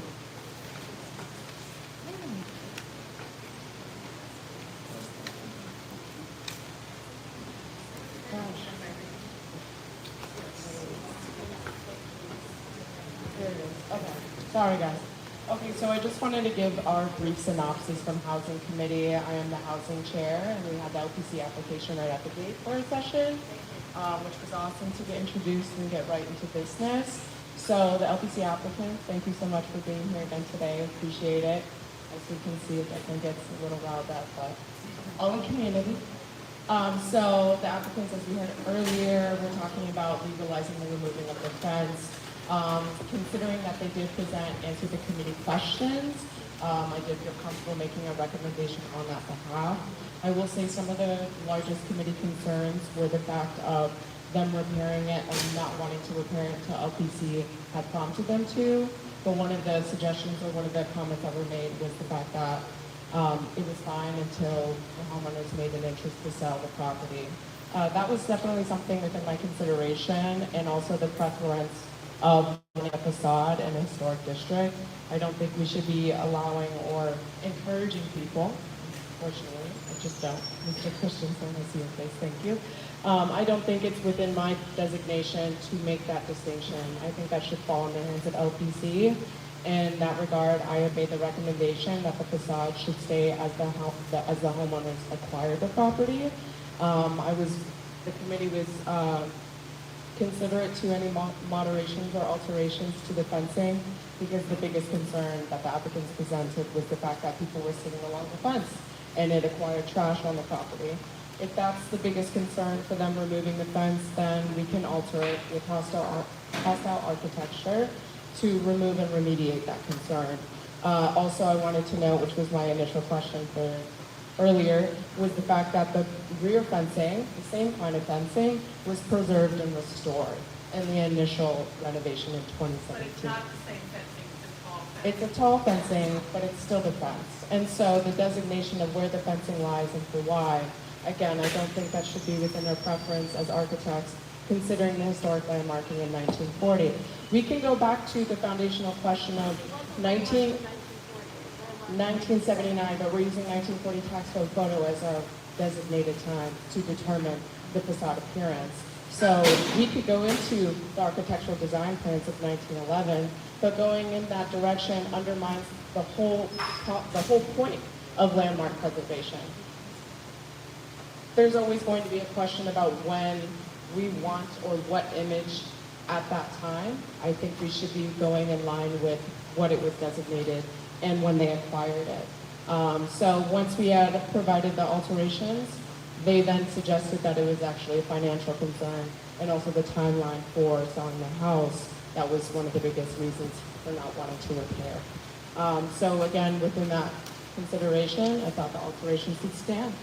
And that was the recommendation that the committee stood by. There were 4 of us present, 3 of us voted in favor with the exception of 1. We didn't have a quorum, so we couldn't make an official motion on the floor, but that is what the Housing Committee stands by. Thank you so much. Thank you very much. Okay. So unfortunately, as we don't have a recommendation from the committee, we'll take that for informational purposes. What I do think is better for us at this time, the applicant has an application they submitted. I think it's more appropriate for the board to take the application and vote it up or down or amend, whatever that is. So at this time, I will entertain a motion to approve the application, at which point we can amend afterwards if necessary. That's the feeling of the board. Do I have a motion?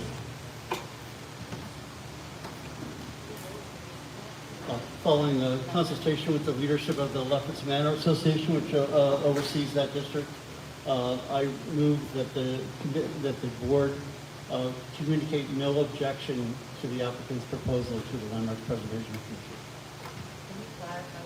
All right, we have a motion So he's to, putting a motion on the floor to essentially reject the recommendation that I made and align or approve the application as it stands, which legalizes the removing of the fence.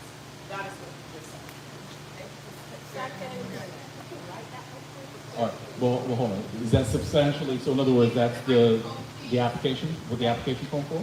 The application is to legalize the removal. It's going to an LPC hearing because it's on a property, off-board property. So just to be clear, the no objection is that the application moves forward. All right, so it's moved and, okay. So then I'm going to place a motion on the floor. Hold on. Oh, sorry. No. Because you already made the Ms. Todd. suggestion. Ms. Todd, it's been moved. Nobody It is not- seconded. It was being seconded, yes. So it's been moved. It has now been seconded. We will now do debate on the motion. We will now do debate on the motion. All right? As the maker of the motion, Mr. Christensen, do you want to speak on it? Hold on 1 second. Do you want to speak on it? Please. You will be first. Hold on. So Mr. Christensen will be first. Does anybody else wish to speak on the motion? Go ahead. I see Mr. Davidson. Anyone else wish to speak on the motion? Ms. Chung will speak on the motion as well. Jolie, do you wish to speak on the motion as well? Okay, we'll recognize you as well. Anyone else wish to speak on the motion? Or for a second time, anyone else wish to speak on the motion? Hearing none, we're going to close on the names of Christensen, Davidson, and Chung. Go ahead, Mr. Christensen. Thank you. I lived in the Lefferts Manor Historic District for 38 years. I was on the board for about 10 years of the Lefferts Manor Association. I consulted with the leadership of the Lefferts Manor Association regarding this issue, and they have no objection to the applicant's proposal. And so on its behalf, that's what I'm communicating with the board for its consideration. Thank you, Mr. Christensen. Mr. Davidson, hold on, they'll bring you up. Allison, could you bring? I'm sorry, just so I understand, maybe I'm not as smart as everyone else here. This is about changing a rail to a fence, right? No, what is the exact thing we are doing? What is the distinction between the two? The fence was already a part of the property, and when the accident happened in 2017, the low curb that was actually damaged was repaired.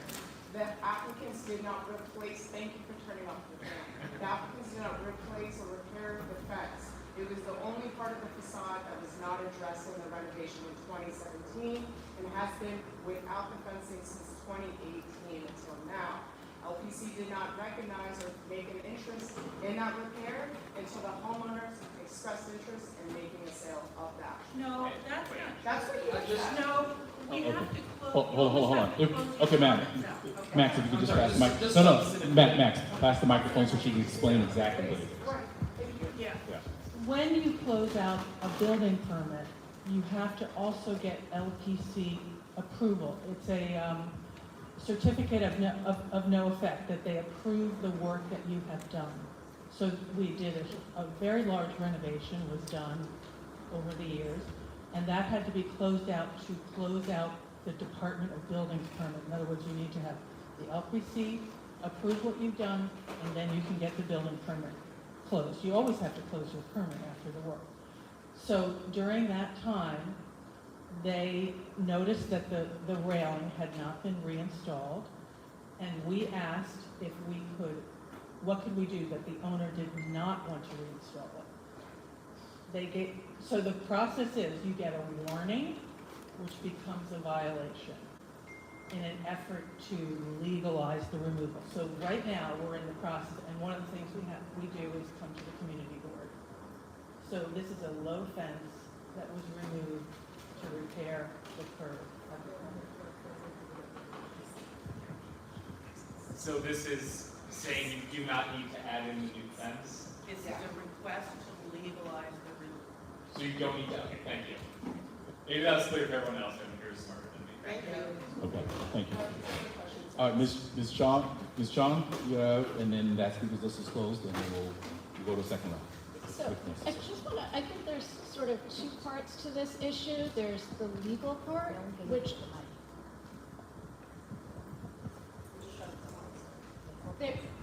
there's two parts to this issue. There's the legal part, which is whether or not this particular section of the fence was original to the house. In this case, the applicant has argued that it's very different from the section of fence that remains, which was clearly original to the house. And legally, if that was not an original part of the house, LPC cannot require a homeowner to add it back, and I think that's important to know. But the second part of it, I guess, is community engagement, right? I think this is very much an issue of, does the community feel that it's important to the character of the neighborhood?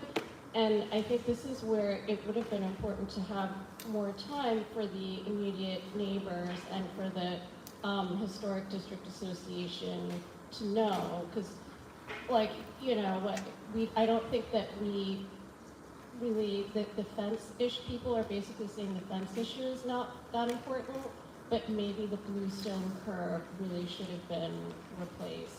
And so, you know, but if LPC is saying they're okay with what was done on the curb, you know, we, as Kendall said, we would offer no objection to what the applicant is doing. And so that's my comment. Okay, thank you. All right, okay, that's round one of debate. We are now going to reopen the speakers list. Anyone who wishes to speak now or for a second time, we will take them. Jolie, we're taking your name. Anyone else wish to add comment to this? Ask for a second time. Anyone else?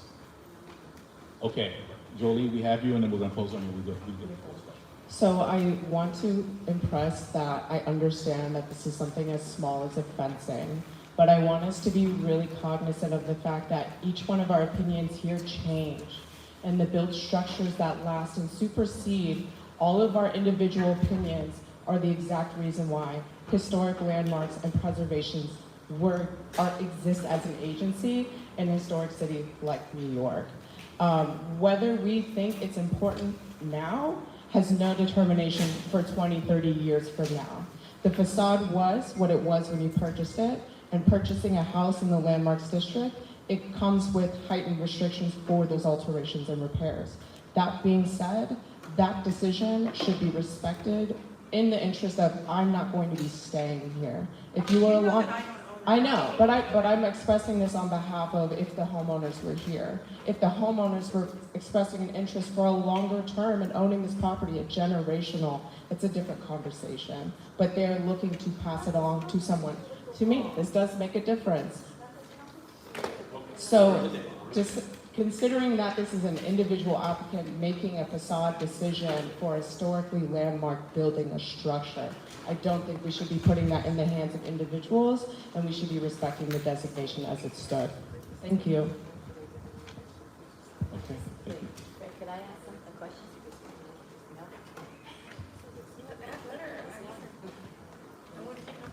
Ms. Cohen, I'm going to allow it this time.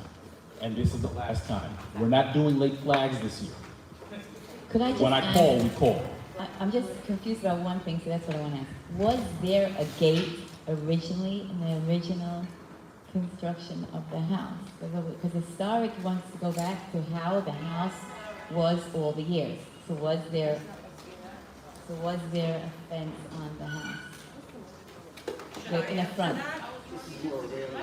A railing. I'm sorry, not fence, railing is the correct word, you're right. Was there railing in the front? There, at some point, it was added. It is not in the original drawings. We have the original drawings. However, it is in the 1940-something tax photo. So it exists on that photograph.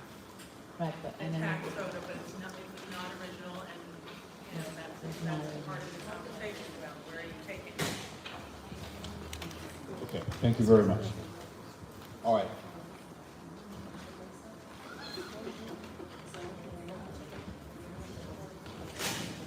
We are going to recognize the treasurer for a minute. Was the fence there as of the time that the housing preservation said that it's a landmark, landmark? Okay.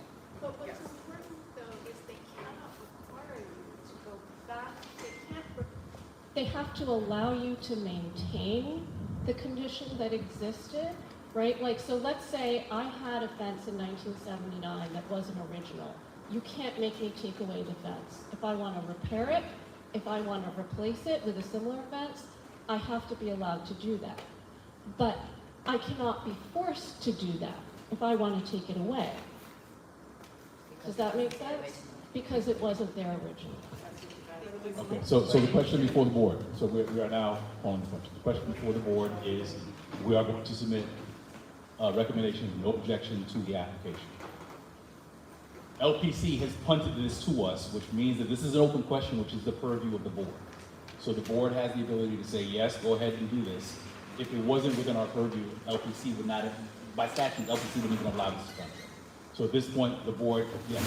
I'm sorry, but we are still have to present it to LCC. In other words, Correct. this is we do this before we can do that. Right, but otherwise, this is something we'd have to weigh in. If it's a question you couldn't weigh in on, you wouldn't even be here. If you could not weigh on this. Right, okay. Correct.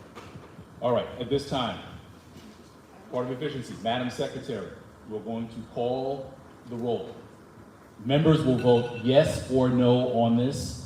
We're going to use the roll call to establish quorum and attendance. After that, we're doing voice votes for everything else. Understood? I have a question about what we're voting on. Are we voting on the motion Yes. that Kendall made, or are we voting On the motion that Kendall made. Correct. The motion from Member Christensen, that was seconded by Member Chiang, is that the board submit a letter of no objection to the application. Okay? Is that substantially? Thank you. Madam Secretary, please call the roll.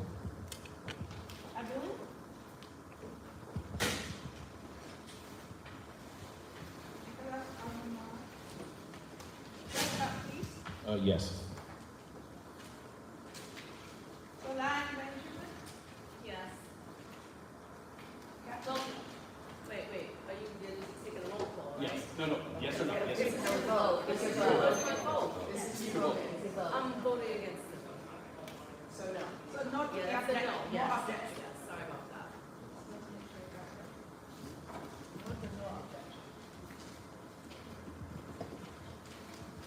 Cap Botticello, Joanne Carr, Suki Chow, Yes.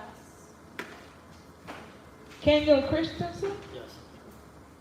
Jolly Cobb, Eve Cohen, Yes. Sol Carey, Max Davidson, Yes. Brittany Ellington, Brittany, Lisa Etienne, Madame absent, Bishop Gonzalez, Yes. Shauna Hartley, Robert absent, Drew Johnson, Yes. Joseph Walney. No. Walney? No. Oh, you can't. Oh.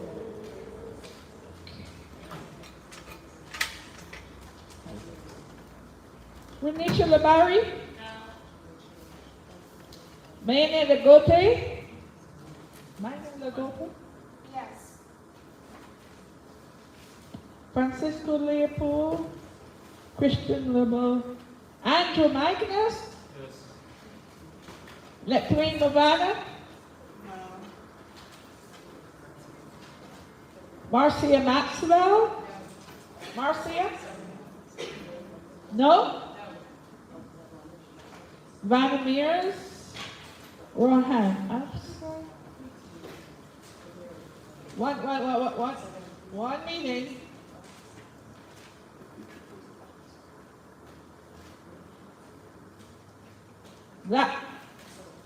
Vlati Mochin? She had stepped out for a minute. You want me to pull it back in? In a minute. Eden Narville, Denzel out, Pickle out, Hassan out, Vanessa out. Felice Robertson? Felice? Abstain. Benny Rosenberger? Yes. Melissa Sophia? Abstain.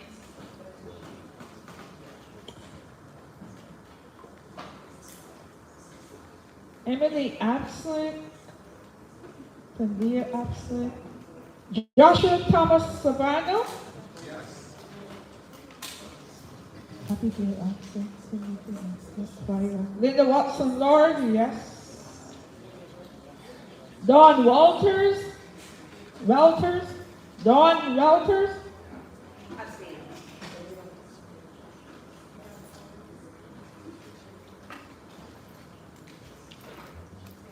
Teresa Westerdahl? No.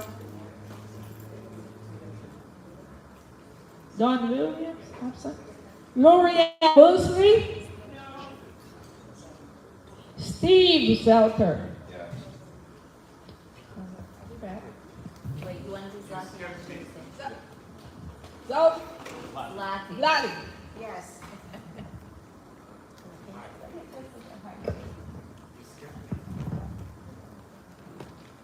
My name is Vadim Gurwitz.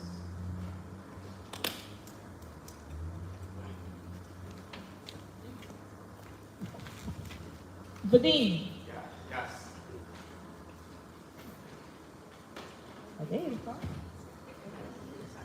All right, at this time, were there any members who did not hear their name? Any members who did not hear their name called?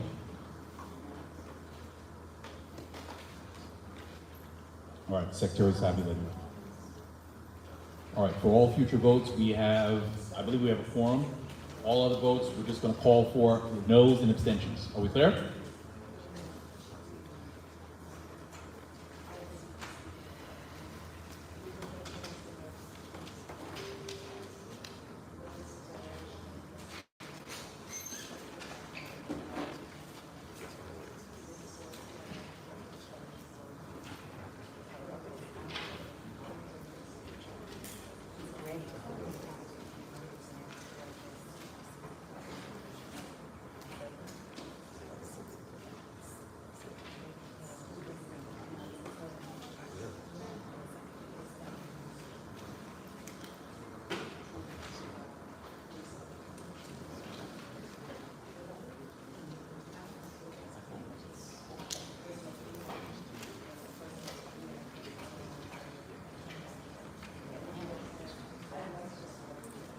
All right, Madam Secretary.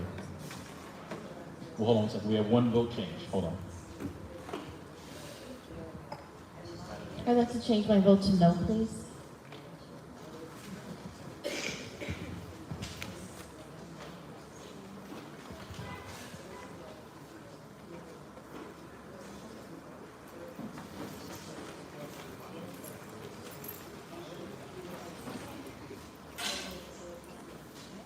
What was your previous vote?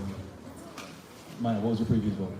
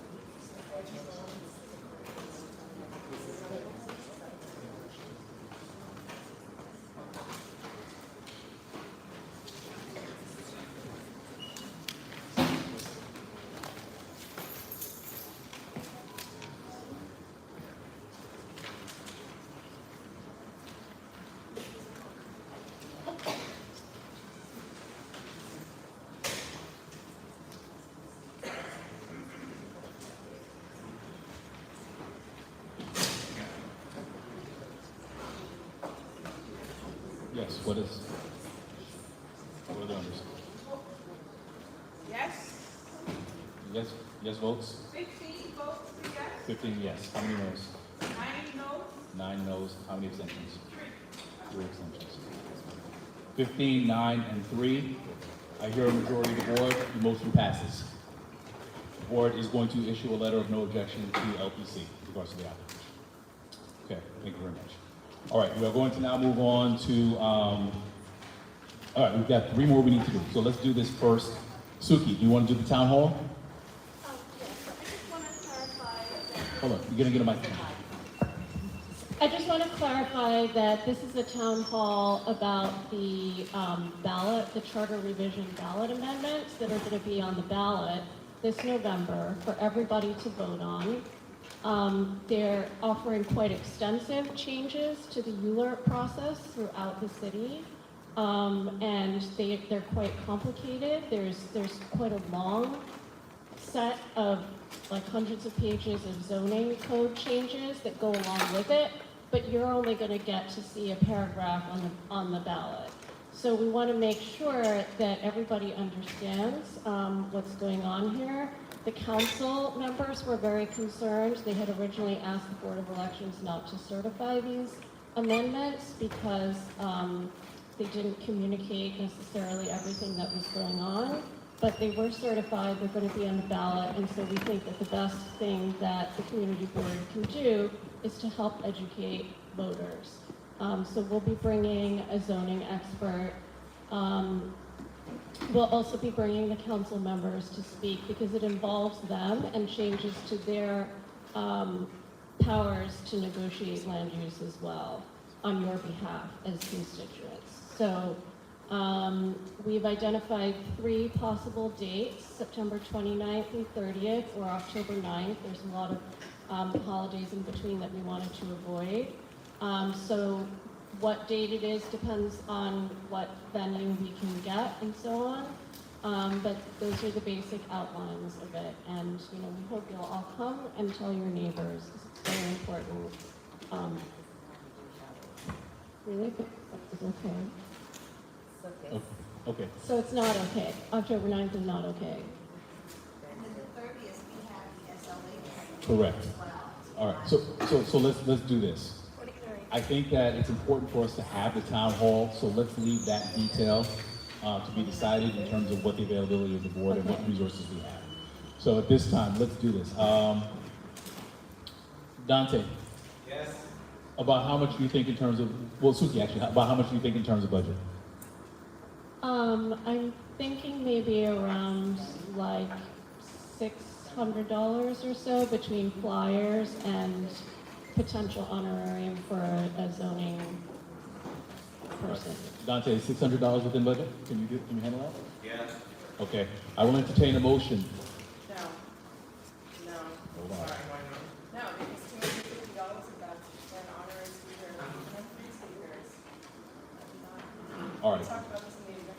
Right, and the chair just finished saying $600, so if that's not the amount, what is the better amount to?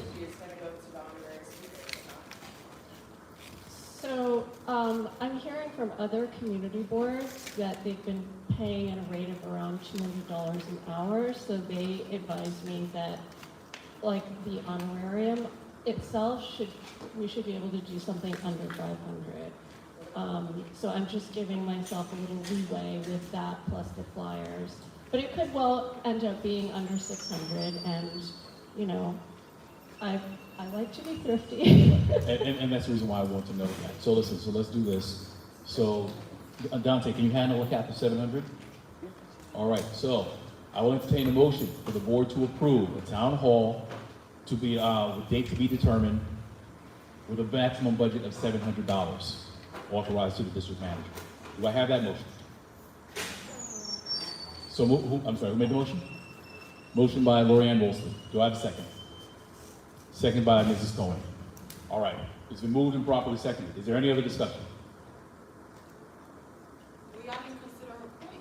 Can we move by consensus? At 50 times 3, that's well over $750 on an honorary basis. So if you're adding any additional expenses, at least put your max going to one thing, and if you go under that, perfectly fine. But you completely disregarded her point, and she's saying it should be under 600, which is nonsensical. That makes no sense. Unless I'm misunderstanding. Well, the deal, first of all, I'm sorry, I apologize, but we're in session, I can't take the comment right now. But, so, for the board members, are there any other questions with regards to this motion? All right, hearing none. All those in favor, please say aye. Aye.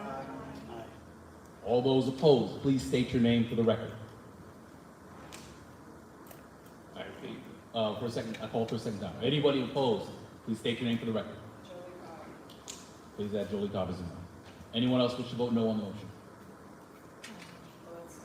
That's not formal. But I have a question. Can I ask a question? Yeah. Will allow it. Yes, what is the question? I mean, that's a good point. If it's 600 times. If it's 600 times 3, then it's not a total of 600. So I don't know, I think I would like some clarification on that, I don't know.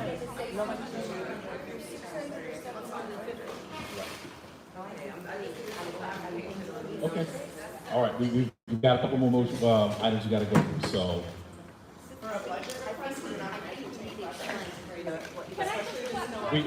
We called, we asked for questions and no one had questions, so that's why the questions called. Thank you very much, ma'am. Thank you very much, ma'am. So at this time, But Suki wants to clarify. we're in voting right now. We are in voting.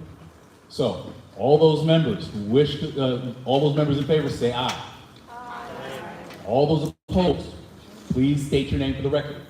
Jolie, do you still wish to vote no? Thank you. Anyone else wish to vote no?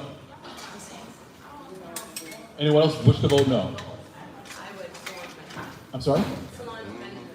Ms. Benjamin's voting no, thank you. Any other members wish to vote no? Any members wish to abstain? Any members wish to abstain? Okay. So, Joshua Thomas Serrano? Between Mavima? And I'm sorry, your name one more time. Zelda. Davidson?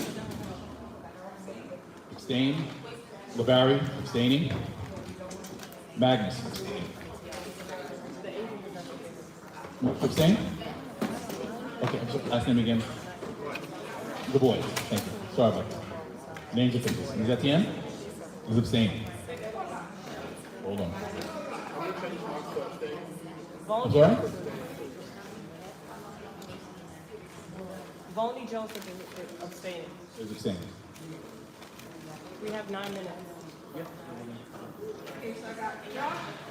Listen for your name. Listen for your name for your votes. Abstain. Yes, abstaining. Josh, Davidson, Barry, Magnus, Delker, Baldy. Anybody else? Du Bois, I'm sorry.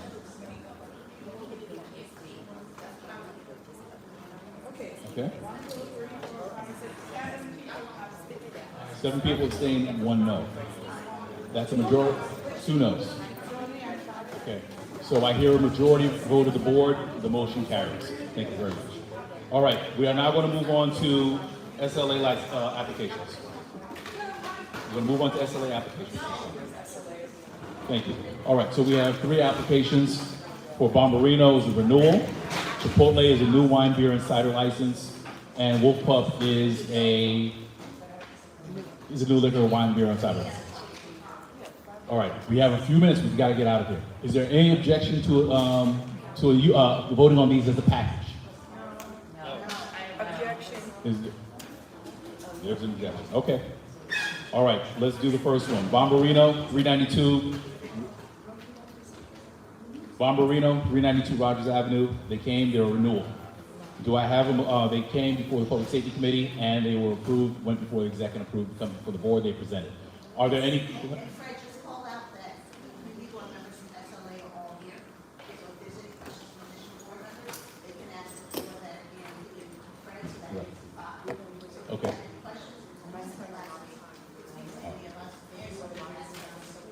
So as this is on the floor because of the committee vote, it's on the floor. We will open the floor for questions at this time. Any questions on this matter? Ms. Benjamin, go ahead. I just want to be clear on Bombarino, right? Yes, correct. Okay, I have a couple questions. Yes. I would like to know, like, it doesn't say much in here. I'm sorry, guys, I'm sorry. Excuse me. It doesn't say much in here as far as like, any type of community outreach, and kind of similar to what this gentleman was saying, with, keeping that in mind and thinking about giving these small spaces liquor licenses, right? Are there sufficient checks in it? Like, are they making sure that adults are getting in, right? Because similar to what this guy said, is, we don't want that incident to occur again or something similar. So, what checks are going to be there, right? Is there going to be security? Because I believe this establishment, there's going to be 3 employees to 74 people. Really, really small. Right. And they don't, So what we're voting on right now is a community that's 100 square feet. and they've been fined for 2 And years. it is, Ms. and Weston, it usually doesn't stay open past 9 p.m. So that's what we're first voting on. That's not here, right? It's a renewal. It's a renewal. And just for the board, hold on, before we start going. And just to be clear for the board, it's a renewal. So in other words, this is a license that has already been here. And part of the process for all applications is we do checks with NYPD, check for health, safety, quality of life issues as well. Okay? Does that answer your question? I want to point out that the renewal, unless you get 311 calls that there was violence with policemen in the past, then they have a much easier chance to get the second line. And how do you guys get new We check. The board checks with The board gets the report. Okay? Are there any other questions with regards to this application? Yes. All right, hearing none. Is there any objection to adopting this by common consent? Call for a second time. Any objection? Hearing none. Madam Secretary, please note, adopted by common consent. Next is Chipotle Mexican Grill, Colorado. This is for a new wine, beer, cider license, 1730 Bedford Avenue. This is a new establishment. They presented before the Public Safety Committee, and they were here this evening as well. Are there any questions with regards to this application? Ms. Westerdahl, I see you. Ms. Benjamin, I see you. Magnus. Benjamin, Westerdahl, Magnus, and I'm sorry.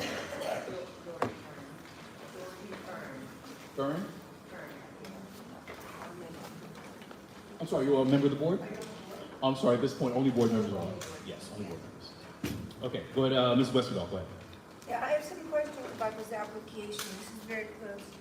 This application is very close to where I live, and there's been no outreach at all to the community, and that concerns me, considering this is they're going to be serving beer.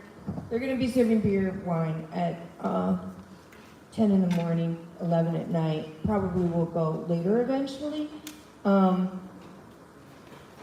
There's been some rowdiness in the community, and I think these hours are too long. I have concerns. They don't have a drive-through. They don't have parking, the bikes, the garbage. This is gonna be a bit of a mess, I think, opening. And they haven't reached out at all to the community. No signatures, no visits. They didn't go to the church. They didn't go to Full Gospel Pope, which is pretty close to this location. They didn't go to Ebbets. They didn't come up to my block. You know, I live not too far at all away from here. So I'm concerned about this. Why was there no community outreach? You know, why? No signatures, nothing. They didn't do any. None. Zero. Hold on. My community is concerned Right, about no, this. understood. Sir, you have a very quick question, answer. One respond if that's possible. Very quickly. Briefly, it's my understanding that within the petition to support the proposed liquor license, that there's a signature of 27 individuals in support. Yes, we don't circulate the signatures for privacy concerns. It's no hard liquor. And the restaurant itself, again, I believe it's only gonna be like 350 square feet, that's what we were told. It's 2,700 square feet, but it's a max occupancy of 67. Yes, the occupancy, it's going to also be in the same building that they're placing the Lido supermarket. So just I'm well aware. visual, and it's only there. They stopped serving margaritas in 2018. Right. Okay. Thank you very much. Ms. Benjamin, go ahead, your question. So my question is quite, it's just simple. There's schools there and everything, as far as the alcohol being served, similar, you know, just. But it's also in the square footage of the No, let me finish, right? So my question is, how are you guys gonna make sure it's not being served to the kids that live through? How are you guys gonna make sure, right, that it's not being served to the children that are going to Jackie Robinson, that are all around that? That's just my question. I mean, that's okay, so they can say, that's okay for them to respond and let me know that they actually checked ID and that they will implement that. All right. I don't know, is that not a question that should be asked? Okay, for the record, hold on, for the record, if the applicant could just respond, what is your, how do you, ensure why? For the record, if you could just, sir, just for the record, alcohol policy, how do you identify? Do you mind if I defer to Ms. Taylor, Yes, who's that's the fine. general manager, and is here before I go to that? All right, thank you. 3 minutes is all we need, we're done. Okay, so Thank you, please give so me, we ID all customers when they ask for the. okay, thank you very much. All right, that was the two questions. All right, yes, all right, listen, we need to call the question, otherwise we are going to adjourn without voting on this. Is there any objection to voting on this common consent, or actually, all those in favor of the motion, please say aye. Aye. All those who will, no, say yes, say no. No. Ms. Westerdahl, who else? Listen up, who else wishes to vote no? Ms. Westerdahl, anyone who wishes to abstain right now? I'm gonna abstain. Ms. Benjamin, anyone else who wishes to abstain? Suki, anyone else who wishes to abstain? Ron Lee, y'all get crazy. Anyone else who wishes to abstain? Thank you. Motion carries. All right, last one, do it very quickly. Wolf Pup, new wine beer license, small establishment, 447, the committee voted yes. Is there any objection to adoption by common consent? No. Call for second time, any objection to common consent? Hearing none, please note that adopted by common consent. We have completed our agenda. Thank you very much, everyone. We stand adjourned 9:27.